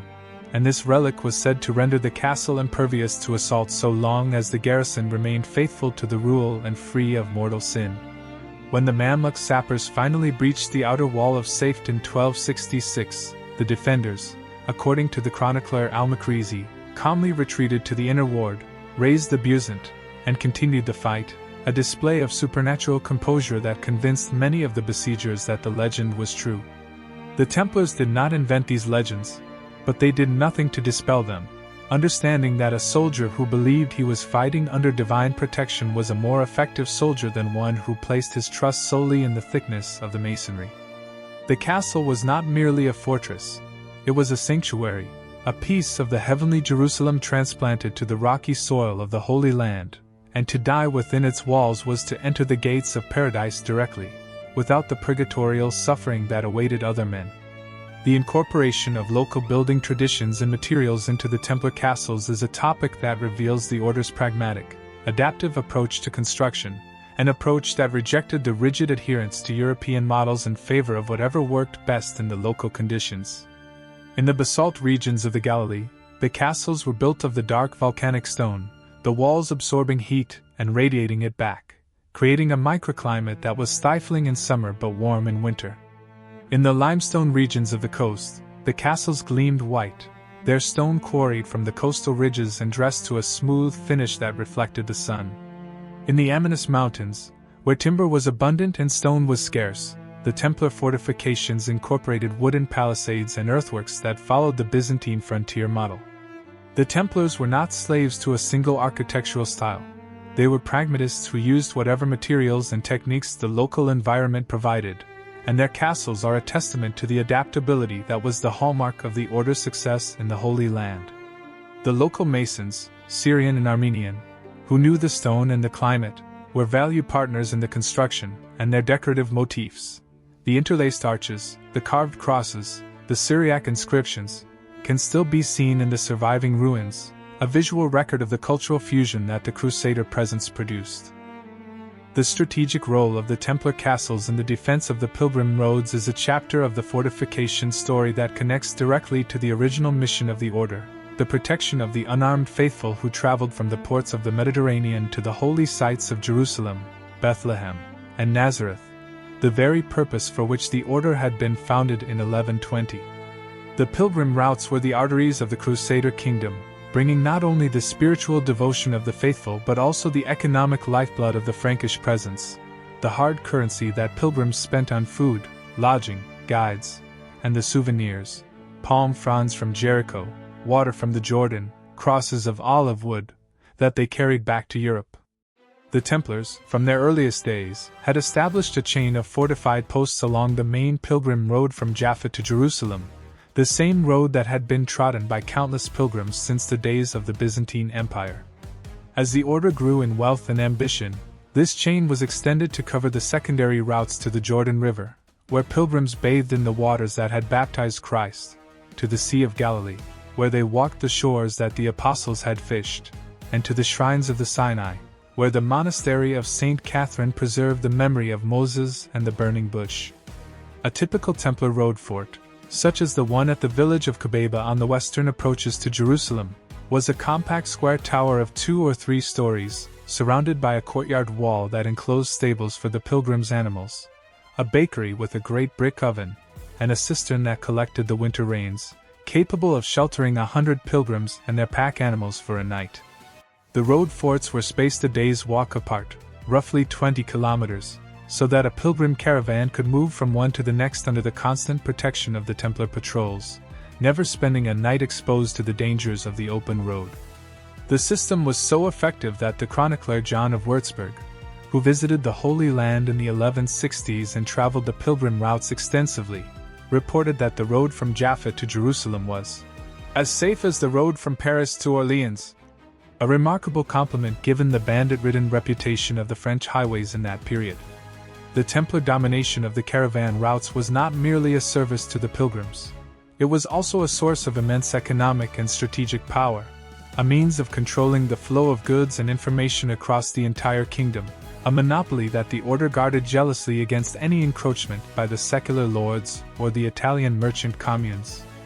The order operated a kind of mandatory insurance system for pilgrims and merchants, for a fee paid in advance, calculated according to the value of the goods or the status of the traveler. The Templars would provide an armed escort from the coast to Jerusalem and back, guaranteeing the traveler's safety and reimbursing any losses suffered in a Muslim ambush.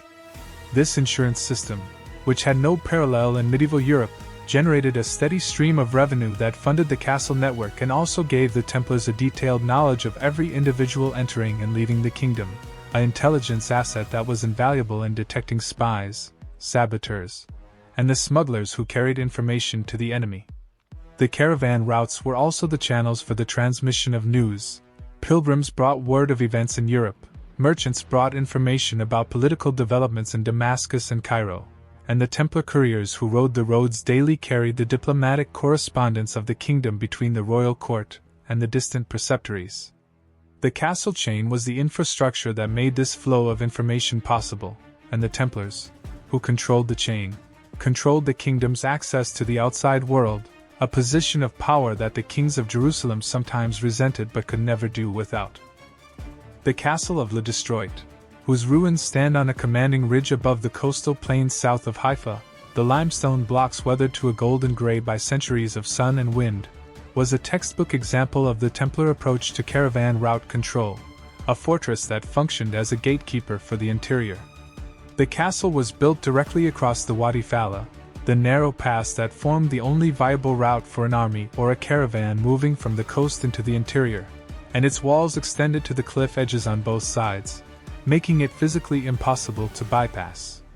A traveler approaching from the west would see the castle as a forbidding wall of yellow limestone, its battlements lined with crossbowmen, their quarrels glinting in the sun, its great gates sealed by a massive iron portcullis that required 6 men to raise. To pass, the traveler would halt at a checkpoint a bowshot from the walls, announce his business, and pay the required toll. If he was a merchant, his goods would be inspected and assessed by the Templar customs officers, who would levy a tax proportional to the value of the cargo.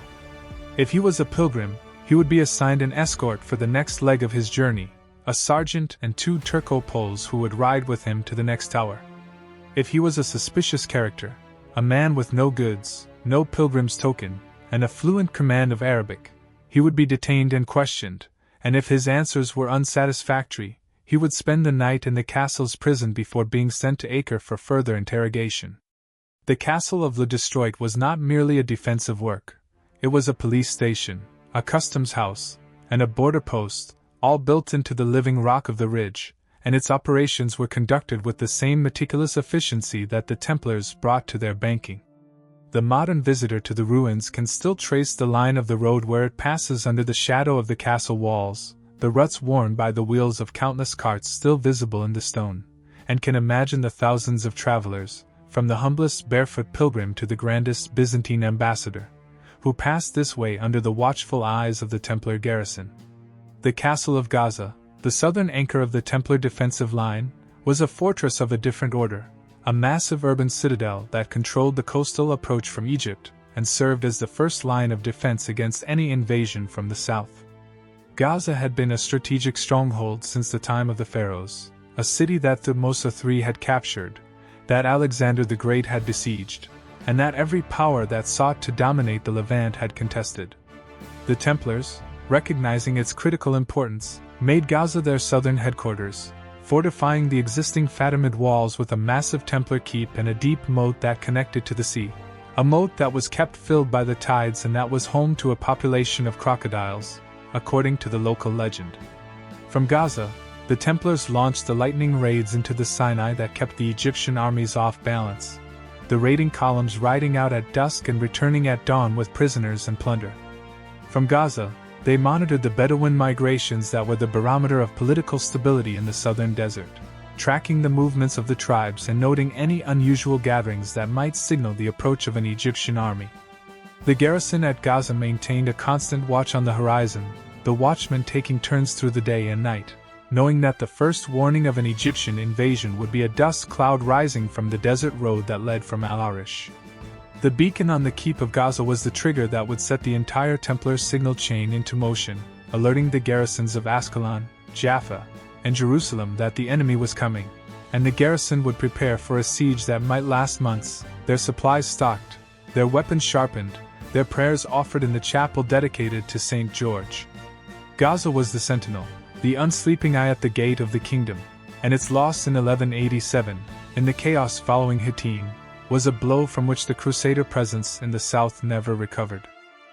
The integration of the Templar castles into the overall military strategy of the Kingdom of Jerusalem was a complex and often tense process of negotiation between the order, the king, and the secular barons, a political dimension of the fortification story that is often overlooked. The Templars, with their independent chain of command and their direct access to the Pope, were not obliged to follow the king's orders if those orders conflicted with the interests of the order, and this independence sometimes led to disputes over the disposition of castles. The great fortress of Bagres, in the Amanus Mountains north of Antioch, was a source of a prolonged feud between the Templars and the Prince of Antioch, who claimed that the castle had been given to the order on false pretenses and demanded its return. The Templars, who had spent a fortune fortifying Bagres, refused to surrender it, and the resulting standoff weakened the defense of the northern frontier at a critical moment. The king could not command the Templars to relinquish a castle, and the Pope, when appealed to, generally sided with the order, which he viewed as the Church's own army. This political friction, though often overblown by later historians who have sought to explain the fall of the kingdom, was a real factor in the strategic calculus of the Crusader states. A kingdom that was defended by an independent military corporation was a kingdom that could never fully coordinate its defenses, and the Templar castles, for all their strength, were sometimes islands of formidable power rather than elements of a unified system under a single command. The lesson of this friction is not that the Templars were disloyal, but that the fragmented political structure of the Crusader states made a truly integrated defense impossible, and that the castles achieved what they did in spite of the political divisions, not because of them.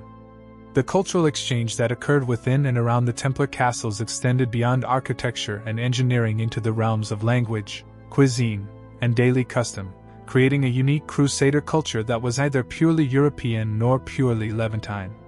The Templar brothers, many of whom lived their entire adult lives in the Holy Land, learned to speak Arabic, Syriac, and Greek, and the rule of the order explicitly encouraged the learning of local languages for purposes of interrogation and diplomacy. The diet of the garrisons incorporated local ingredients, chickpeas, dates, figs, pomegranates, and the spices of the East, and the wine they drank was often the produce of local vineyards rather than imported European vintages. The Templars adopted the local practice of frequent bathing, a habit that scandalized the visitors from Europe who regarded excessive bathing as a sign of effeminacy but that kept the garrisons healthy in the hot climate. The castles were not alien implants but centers of a hybrid culture, places where a knight from Normandy might learn to eat with his fingers from a communal dish of rice and lamb, and where a sergeant from Provence might marry a local Christian woman and raise children who spoke Arabic as their first language. This cultural adaptation was a strength, not a weakness, and it allowed the Templars to navigate the complex social landscape of the Holy Land with a skill that the newly arrived Crusaders, fresh from the ships, could never match.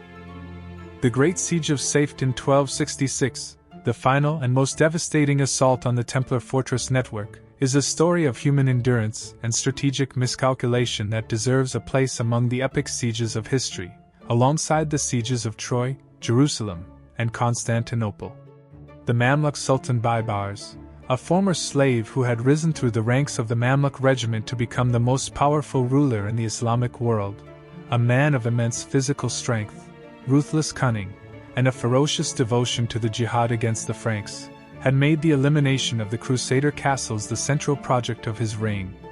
He had already taken Caesarea, its walls breached by his trebuchets and its garrison massacred, Haifa, its harbor burned and its ships sunk, and Arsuf, its hospitalier defenders overwhelmed after a siege of 40 days. He had reduced the coastal plain to a wasteland, a deliberate scorched earth policy that denied the Frankish cities the agricultural supplies they needed to survive. Now he turned his attention to the inland strongholds, the great fortresses that were the backbone of the Crusader defense. Safed, the great Templar fortress in Galilee, was the first target, because its possession would open the road to Acre and break the back of the Frankish defense, severing the communications between the coastal cities and the interior. Baybars arrived before Safed in June 1266 with an army of over 30,000 men and the most formidable siege train yet assembled in the east, a train that included massive counterweight trebuchets capable of hurling stones weighing over 100 kilograms, Greek fire projectors that could launch pots of liquid flame over the walls, and a corps of sappers from Aleppo whose families had been miners for generations. The Templar garrison, under the command of the marshal, was composed of perhaps 300 knights and 1,000 sergeants, supported by local Syrian auxiliaries who had been recruited from the surrounding villages. The defenders knew that no relief was coming. The kingdom's field army had been crushed at the Battle of La Fourby in 1244, and the remaining Frankish forces were bottled up in the coastal cities, unable to risk a march into the interior. Safed was on its own, a stone island in a Muslim sea, and its garrison prepared for a siege that they knew would be their last battle. The siege unfolded with a grim, mechanical inevitability that is recorded in chilling detail by the Arab chroniclers who accompanied Baybar's army, men who had access to the Sultan's own command tent and who recorded his words and actions. The Mamluk engineers spent the first weeks constructing a ring of circumvallation around the castle, a double palisade of earth and timber that prevented any sally from the garrison and any attempt by outside forces to smuggle supplies into the fortress. The palisade was built at a distance of a bowshot from the walls, just beyond the effective range of the Templar crossbows, and it was guarded by a continuous line of Mamluk infantry who maintained their vigil through the day and night. The trebuchets, massive wooden engines that had been transported in pieces from Egypt and assembled on site, were constructed on the slopes below the castle, their frames rising like the skeletons of monstrous beasts against the sky. The bombardment began once the engines were in place, and it continued day and night without interruption, the crews working in shifts to keep the stones flying, the impact of each missile shaking the walls and filling the interior with dust and rubble. The Templar crossbowmen on the battlements returned fire with devastating accuracy, their quarrels piercing Mamluk armor at ranges of up to 300 meters, their bolts tipped with steel heads that could punch through a shield and the arm behind it. But the sheer weight of numbers was against them. The sappers advanced their trenches through the rocky soil, a labor of weeks that was conducted under the protection of wooden mantlets and continuous arrow barrages, the trenches zigzagging up the slope to avoid the enfilading fire from the castle walls. The sappers reached the base of the outer wall in late July, and the mining began, the patient, terrifying work of digging a chamber beneath the wall, propping it with timbers, and then setting fire to the props to bring the wall crashing down. The work was carried out under the personal supervision of Baybar's chief engineer, a Persian convert named Jamal Eldin who had learned his trade in the sieges of the Mongol Wars. On August 13th, the mine was fired, the timbers set alight, and a great breach yawned in the outer wall, the rubble forming a steep ramp that the Mamluk infantry immediately stormed, their battle cries echoing through the dust. The Templars, retreating to the inner ward with the discipline that had been drilled into them for years, fought with the desperation of men who knew that surrender meant death, their swords rising and falling in the smoke of the burning timbers. The final act of the siege of Saif took place in the inner ward, the sanctum of the castle, where the surviving Templars had gathered around the Byzant and the sacred well, their white mantles stained with blood and soot. Baibars, recognizing that a direct assault on the inner ward would be a bloodbath that would cost him his best troops, offered the garrison terms. If they surrendered, their lives would be spared and they would be allowed to depart for Acre with their personal weapons and possessions. The Templar commander, his name lost to history, a man who had fought with a courage that the Arab chroniclers themselves acknowledge, accepted the terms, and the gates were opened. What followed was one of the most infamous acts of treachery in the history of the Crusades, an act that stained the honor of Baibars and that was recorded with shame even by his own chroniclers. Baibars, once the garrison was disarmed and assembled on the plain below the castle, ordered his Mamluks to fall upon them, and every Templar who had surrendered was butchered, their bodies left to rot in the sun. The Sultan's justification, recorded by his secretary Ibn Abd al-Zahir, was that the Templars had continued to fight after the breach, and that this invalidated the terms of surrender. The Byzant of Saif was sent to Cairo as a trophy, the black and white banner paraded through the streets in a mockery of a triumph, and the castle itself was repaired and garrisoned with Mamluk troops, its walls rebuilt to serve the conquerors who had so brutally taken it.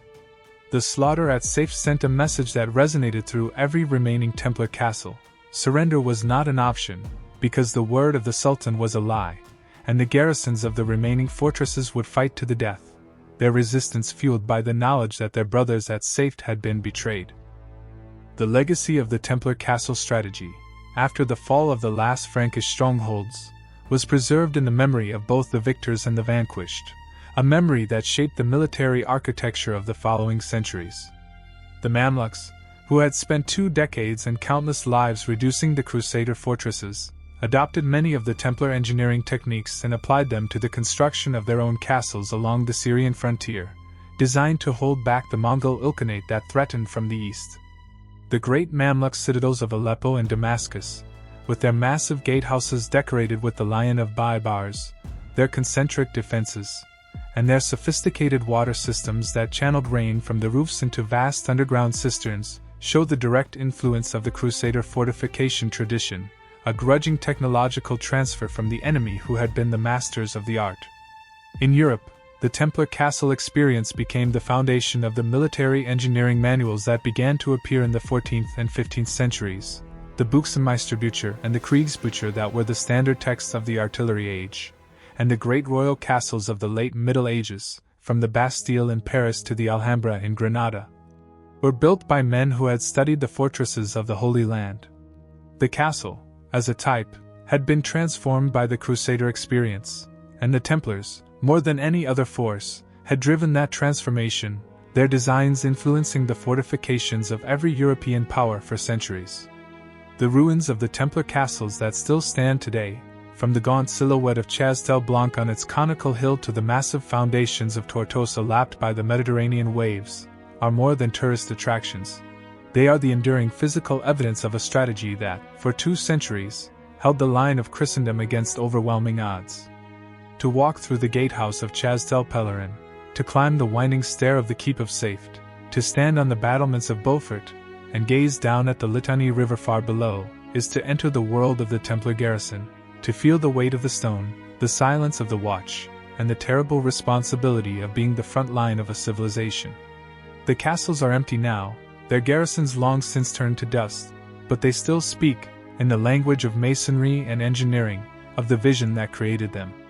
That vision, the understanding that a few men in the right place, behind the right walls, could hold back the flood, is the Templar legacy. The castles were the bones of the Crusader kingdom, and though the flesh has long since decayed, the bones remain, scattered across the landscape of the Holy Land, a mute testimony to the power of stone when it is laid by men of faith and iron discipline who believed that their walls were the ramparts of heaven itself. The castle of Chastel Blanc, known today as the Burj Safada, rises from the center of the modern Syrian town of Safada like a white limestone exclamation point, its massive keep still dominating the skyline after nearly 900 years of continuous occupation. The castle was built by the Templars in the 1170s to control the strategic gap in the coastal mountains through which the road from Tripoli to the interior passed, a road that had been used since the days of the Phoenicians to transport the cedar of Lebanon and the goods of the East. The design was a radical departure from the sprawling concentric fortresses of the coastal plain. Chastel Blanc was a dungeon castle, a single, immense tower rising 30 meters above a rocky spur, its proportions so massive that it seemed to be a natural part of the mountain rather than a human construction. The dungeon was surrounded by a rectangular outer wall that enclosed a courtyard, stables, a bakery, and a small chapel where the local villagers could attend Massachusetts. The dungeon itself, a block of gleaming white limestone nearly 30 meters on a side, was not merely a refuge of last resort but the primary fighting platform, its walls 6 meters thick at the base and pierced by arrow loops on every level, each loop splayed to allow a wide field of fire. The most remarkable feature of the castle was its church, a vaulted hall occupying the entire ground floor of the dungeon, its dimensions those of a small cathedral, its acoustics designed to amplify the Gregorian chant into a sound that seemed to come from the stones themselves. The fusion of military architecture and sacred space perfectly expressed the Templar ideal. The knight was a monk, and his castle was a monastery, and the same walls that sheltered the Eucharist sheltered the swords that defended it. The church still stands today, its columns and capitals beautifully preserved by the dry climate, serving as the Greek Orthodox Church of St. Michael for the modern inhabitants of Safada, who hold their liturgies in the same space where the Templar chaplains once elevated the host. The survival of Chastel Blanc as a living, functioning building, rather than an abandoned ruin, is a unique testament to the enduring quality of Templar construction and the deep integration of the castle into the fabric of the local community. The strategic siting of Chastel Blanc demonstrated the Templar mastery of terrain analysis at its most refined, a skill that combined the eye of a general with the knowledge of a geographer. The castle was placed on the highest point of a ridge that commanded a 360-degree view of the surrounding landscape, a panorama that stretched from the Mediterranean Sea visible as a blue line 40 kilometers to the west to the mountains of Homs rising in the east, their snow-capped peaks visible in winter. The watchman on the dungeon's roof could see the beacon fires of the Templar castle of Chastel Rouge, 20 kilometers to the north, and those of the hospitaller castle of Croix des Chevaliers, 30 kilometers to the east, creating a triangle of intervisible fortresses that controlled the entire mountain corridor, a strategic triangle that no enemy army could enter without being seen and reported. The road that passed beneath Chastel Blanc was the only route suitable for wheeled traffic between the coast and the interior for a distance of 50 kilometers in either direction,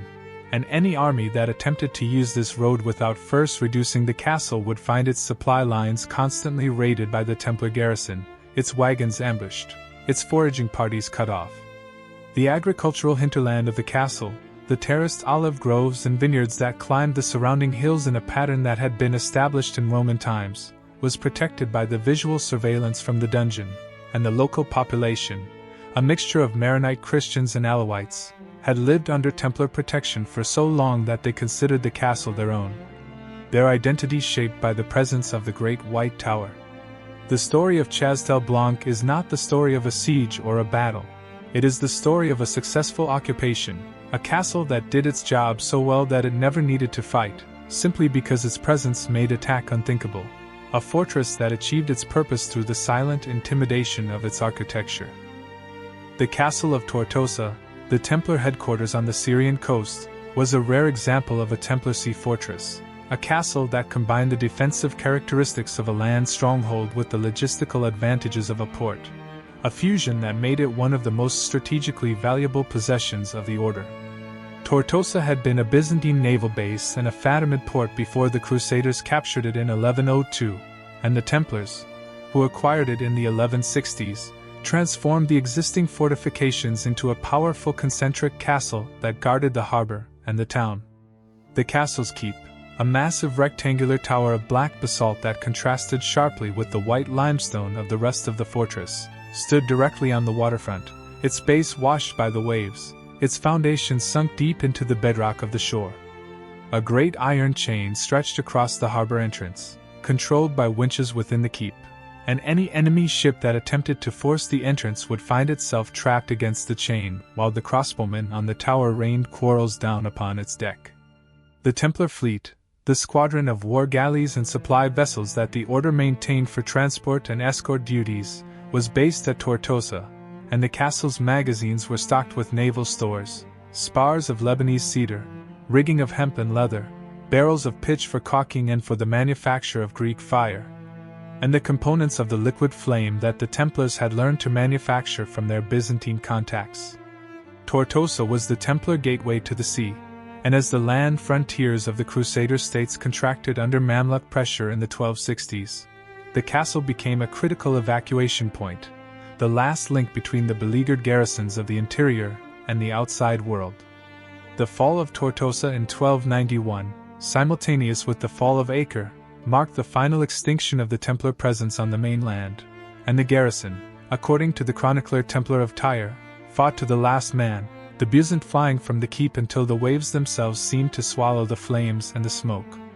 The interconnection of the Templar castles with the fortified cities of the Crusader states created a defensive depth that is often underestimated in maps that show the castles as isolated dots on a blank background, a simplification that obscures the true sophistication of the Templar system. The coastal cities of Acre, Tyre, Sidon, and Caesarea were themselves massive fortifications, their walls constantly upgraded with the latest Templar and Hospitaller designs, and these cities served as the logistical hubs that supplied the inland castles and received their garrisons in times of retreat. The Templar quarter in Acre, a walled enclave within the city that included a palace for the Grand Master, a treasury that held the order's gold and the jewels of its banking operations, a church dedicated to St. Lawrence, and a massive tower that rose above the harbor, functioned as the administrative capital of the order in the final decades of the Crusader period, the nerve center from which the defense of the remaining castles was coordinated. The relationship between the city fortress and the rural castle was symbiotic. The city provided the money, the manpower, and the advanced services of the urban economy, the foundries that cast the ironwork, the shipyards that built the galleys, the scriptoria that produced the documents, while the castles provided the early warning and the strategic depth that kept the city safe from sudden assault. When the rural castles fell, the cities were exposed, and the fall of Acre in 1291 was the direct consequence of the loss of the fortress belt that had protected it for a century. The Templar castle network and the walled cities were not separate systems. They were the inner and outer rings of a single defensive organism, and the failure of the outer rings spelled the death of the inner. The archaeological evidence from the Templar castles, gathered over more than a century of excavation and survey by French, Israeli, Syrian, and international teams, continues to reveal the sophistication of the order's engineering and the harsh realities of life in the garrisons, a story that is still being written with each new season of excavation. The excavations at Saif, conducted during the British Mandate period and more recently by Israeli archaeologists, have uncovered the foundations of the Great Hall, the massive cisterns with their hydraulic cement linings, and a wealth of small finds, arrowheads of iron and steel, sword fragments bearing the marks of battle, pottery from the local kilns and imported wares from China, coins from every reign of the Crusader period, and the remains of the garrison's diet, the bones of cattle, sheep, goats, and fish, evidence of the supply system that kept the castle fed even during the worst days of the siege. The most poignant discovery at Saif was a mass grave, found in a collapsed underground chamber that had been sealed by the falling debris of the Mamluk bombardment, containing the skeletons of dozens of men, women, and children, the casualties of the final Mamluk assault, their bones bearing the marks of sword cuts and the crushing impact of falling masonry, a silent testimony to the horror of the castle's last hours.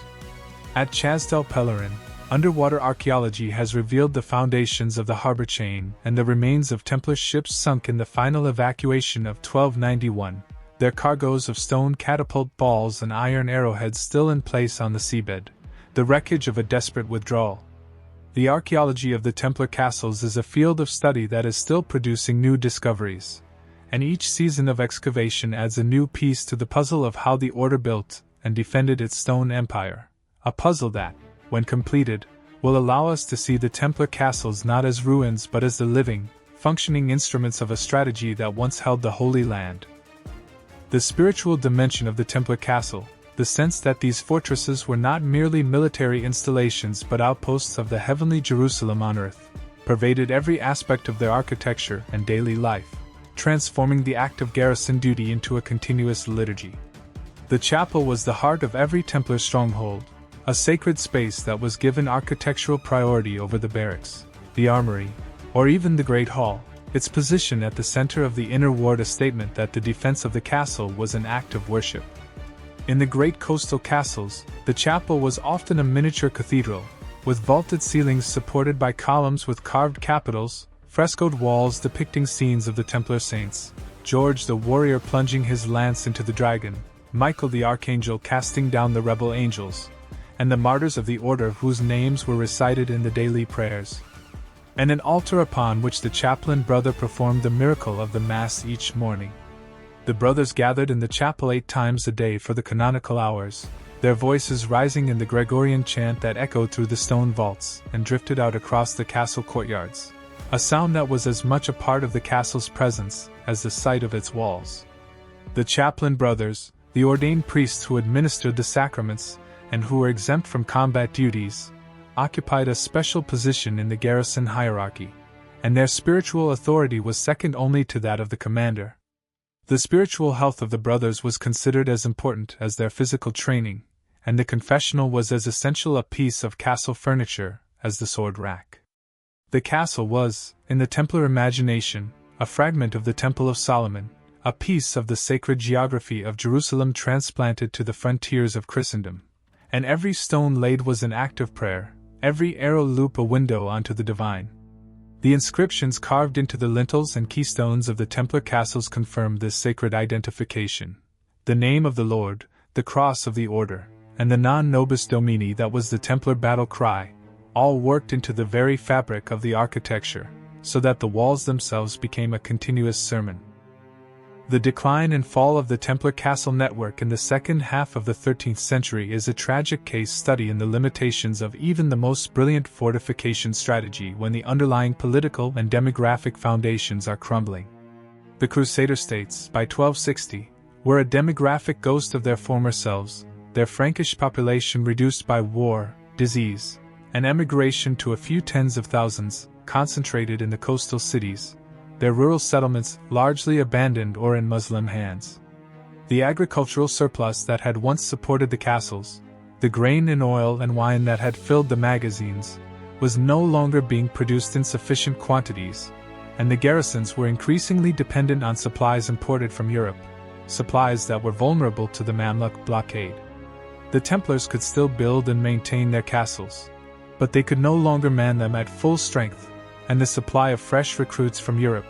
which had once filled the ranks of the order, was drying up as the enthusiasm for crusading waned in the face of the disasters that had befallen the successive expeditions. The castle network was a machine that required a constant input of money, men, and political will, and all three were running out. The reserves that had sustained the Crusader presence for a century and a half were exhausted. The military orders, which had been founded to defend the Holy Land, found themselves fighting a rearguard action, their castles falling one by one, and the castles, which had been the instruments of territorial expansion, became the prisons in which the garrisons awaited their inevitable doom. The story of the Templar castles is not just a story of architectural genius, it is a story of a strategy that failed, not because it was badly designed, but because it was abandoned by the civilization it was built to protect, a civilization that had lost the will to sustain the enterprise. The Mamluk Sultan Baybars, the nemesis of the Crusader castles, is a figure whose military genius deserves recognition even from the historians of his enemies, a commander who combined strategic vision with tactical ferocity and personal courage. Baybars understood, as few Muslim commanders before him had, that the Crusader castles could not be bypassed or ignored. They had to be systematically destroyed, each fortress reduced in turn before the army moved on to the next. His strategy, which he pursued with relentless efficiency over 17 years, was to isolate each castle, cut its supply lines by devastating the surrounding countryside, and reduce it with overwhelming force before moving on to the next target. He did not attempt to defend a frontier of his own. Instead, he created a zone of devastation around each castle, destroying the villages that supplied it, poisoning the wells with salt and dead animals, and driving off the local population, turning the castle's agricultural hinterland into a wasteland. The castle, cut off from its economic base, became a sterile rock, and its garrison, no matter how brave, was doomed to starvation if the siege lasted long enough. Baibars also made effective use of the latest siege technology, importing engineers from Persia and Central Asia who had experience in the Mongol campaigns, and his trebuchets were larger and more accurate than anything the Crusaders had faced before, their stones smashing through walls that had withstood the assaults of his predecessors.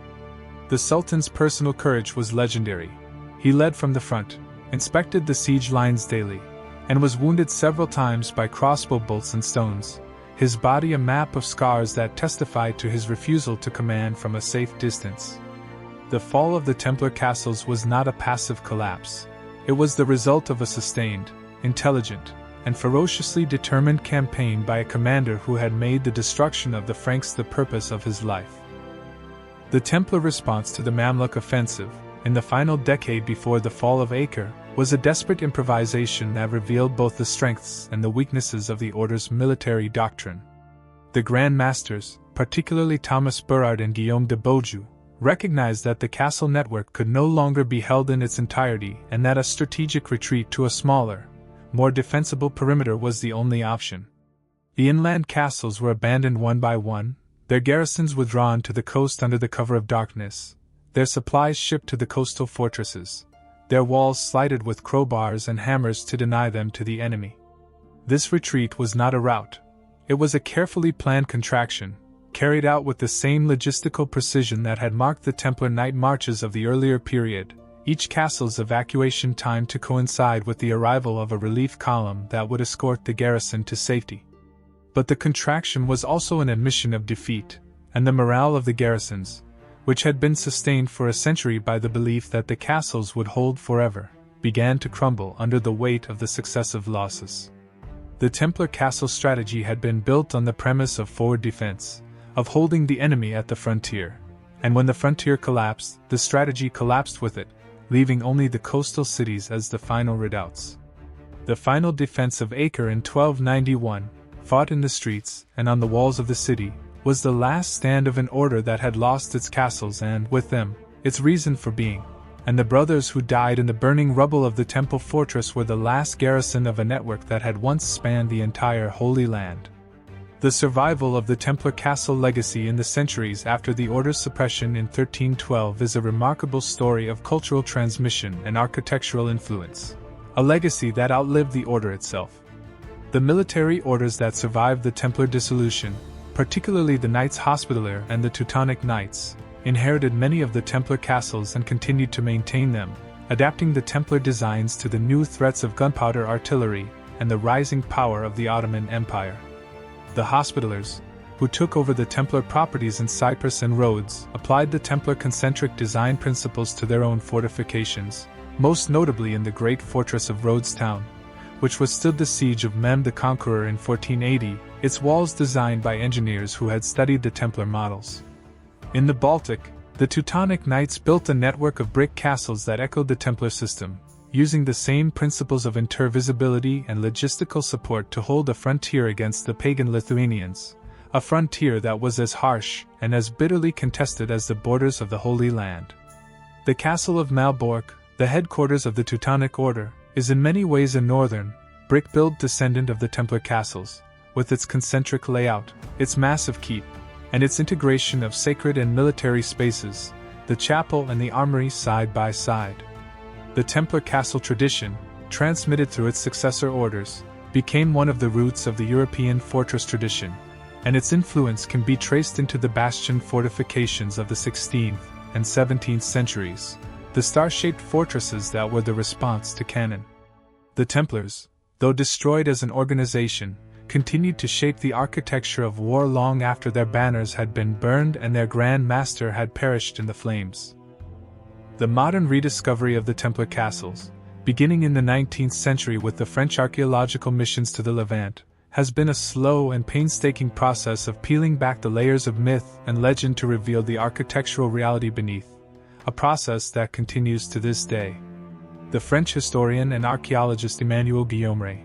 who traveled through Syria and Palestine in the 1850s with the support of the French government, was the first to systematically survey and document the Crusader castles, risking his life in a region that was still largely under Ottoman control and often hostile to European travelers. His publications, including the monumental Études sur les monuments de l'architecture militaire de Croix in 1871, remain foundational texts, their detailed plans and elevations still consulted by archaeologists who work at the sites. Guillaume and his contemporaries, working with survey equipment that was primitive by modern standards, measured the walls with chains and compasses, sketched the plans with pen and ink, and copied the inscriptions with pencil and paper, creating a record of the castles that has proved invaluable as many of the structures have deteriorated or been damaged in the intervening century and a half. The discovery of the Croix des Chevaliers, the great hospitaller castle that had been entirely abandoned for centuries, caused a sensation in Europe and sparked a wave of public interest in Crusader archaeology, with articles in the illustrated magazines and lectures at the learned societies. The Templar castles, somewhat overshadowed in the popular imagination by the sheer majesty of the Croix, were nonetheless recognized as masterpieces of a different kind, smaller, more numerous, and more intimately embedded in the landscape, each one a unique solution to a specific strategic problem, a series of variations on the theme of defense. The state of preservation of the Templar castles today varies enormously, from the virtually intact keep of Chastel-Blanc, which is still used as a church and whose limestone walls still bear the mason's marks of the 12th century, to the fragmentary ruins of Chastelet, where only the foundations of the walls remain visible above the basalt bedrock, the stones themselves long since thrown into the Jordan by Saladin's engineers. The best preserved Templar strongholds are those that continued to be used after the Crusader period, either by the Mamluks and their successors or by the local population who found in the massive walls a ready-made shelter. The castle of Tortosa, for example, was converted into a Mamluk citadel and later into an Ottoman barracks, and its massive walls and towers remain substantially intact, the Templar core still visible beneath the later additions. Chastel-Pellerin, abandoned and isolated on its coastal promontory, survived in remarkable condition until the 19th century, when the Ottoman authorities permitted the stone to be quarried for the construction of a new bridge, a loss that the archaeological community mourned. The Castle of Safed, the supreme achievement of Templar architecture, was repeatedly rebuilt and remodeled by the Mamluks, the Ottomans, and the British, and the remains visible today are a palimpsest of centuries of fortification, the Templar stones intermingled with those of later conquerors. The archaeological work of distinguishing the Templar layers from the later additions is a delicate and ongoing task, requiring the careful analysis of masonry styles, mortar compositions, and the stratigraphy of the accumulated debris, but the fundamental Templar plan, the concentric walls, the massive towers, the great hall and chapel, can still be traced in the ground plan of the modern ruins.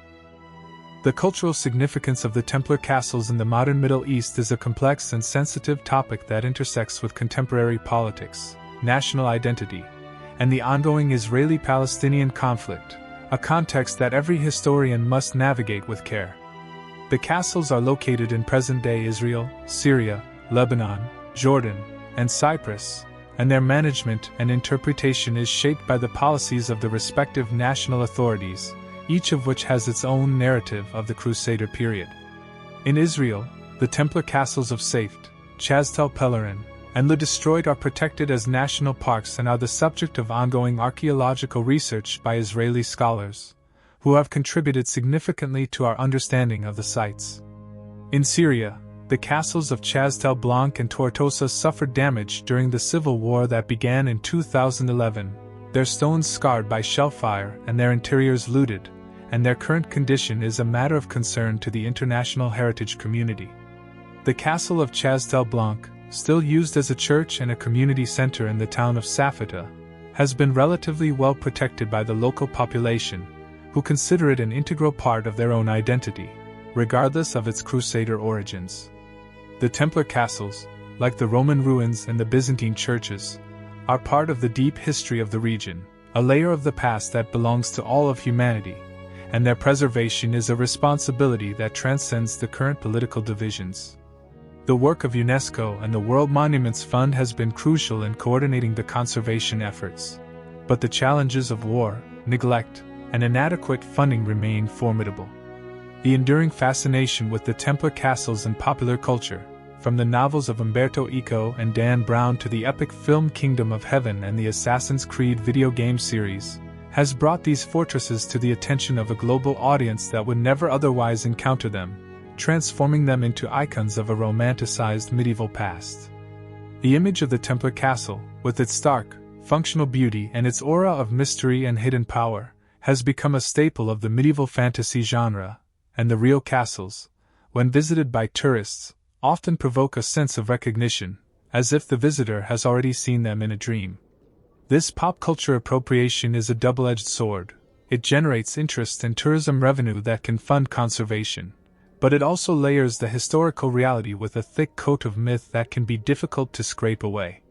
The Templar castles were not repositories of the Holy Grail or headquarters of a secret society that survives to this day. They were military installations, brilliantly designed and stubbornly defended, and their history is more compelling, in its mixture of genius and tragedy, than any legend. The best way to honor the memory of the men who built and defended these castles is to study them with the rigorous, evidence-based methods of modern archaeology and history, and to present their story to the public as it actually was, a story of human courage, engineering brilliance, and the long, slow defeat of a vision that was, in the end, too fragile to survive. The future of Templar castle research is bright, with new technologies opening up avenues of investigation that were unimaginable just a generation ago, a technological revolution that is transforming our understanding of these sites. LiDAR scanning, which uses airborne lasers to map the ground surface in extraordinary detail even through dense vegetation, has revealed previously unknown Templar outworks and signal stations in the mountains of Lebanon, buried features that are invisible to the naked eye. Drone photography, which can capture the castles from angles that were previously accessible only to birds, has allowed archaeologists to create three-dimensional digital models of the fortresses, models that can be used to analyze the fields of fire from the arrow loops, the lines of sight between the signal towers, and the architectural details that are too high to examine from the ground. Ground-penetrating radar, which can detect buried walls and chambers without excavation, has been used to explore the foundations of the castles and to locate the hidden cisterns and escape tunnels that the chroniclers described but that have never been found.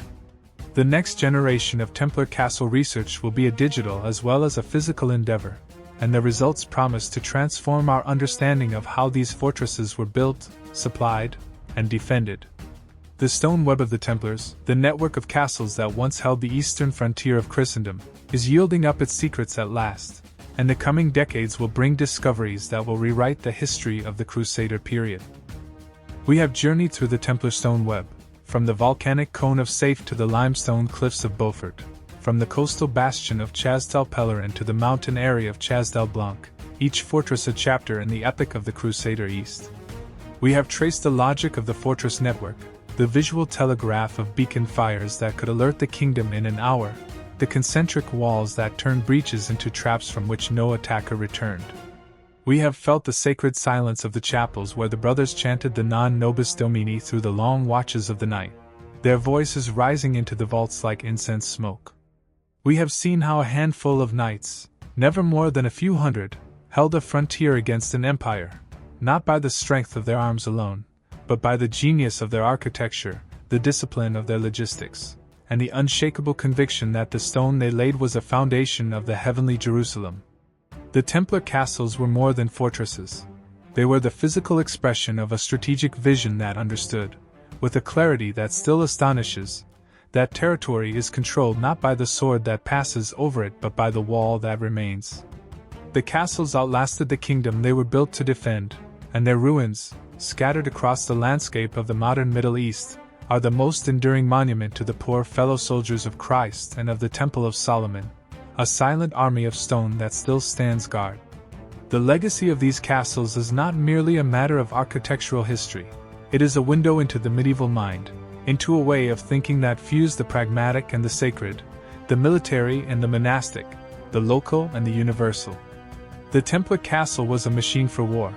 but it was also a house of prayer, and the men who lived within its walls were both soldiers and monks, their days divided between the sword and the psalter.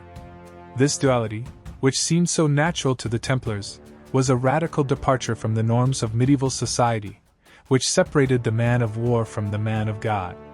The castles are the most tangible evidence of the Templar experiment, the attempt to create a new kind of human being, the warrior monk, who could kill without hatred and die without fear, sustained by the walls that he had built and the faith that he professed.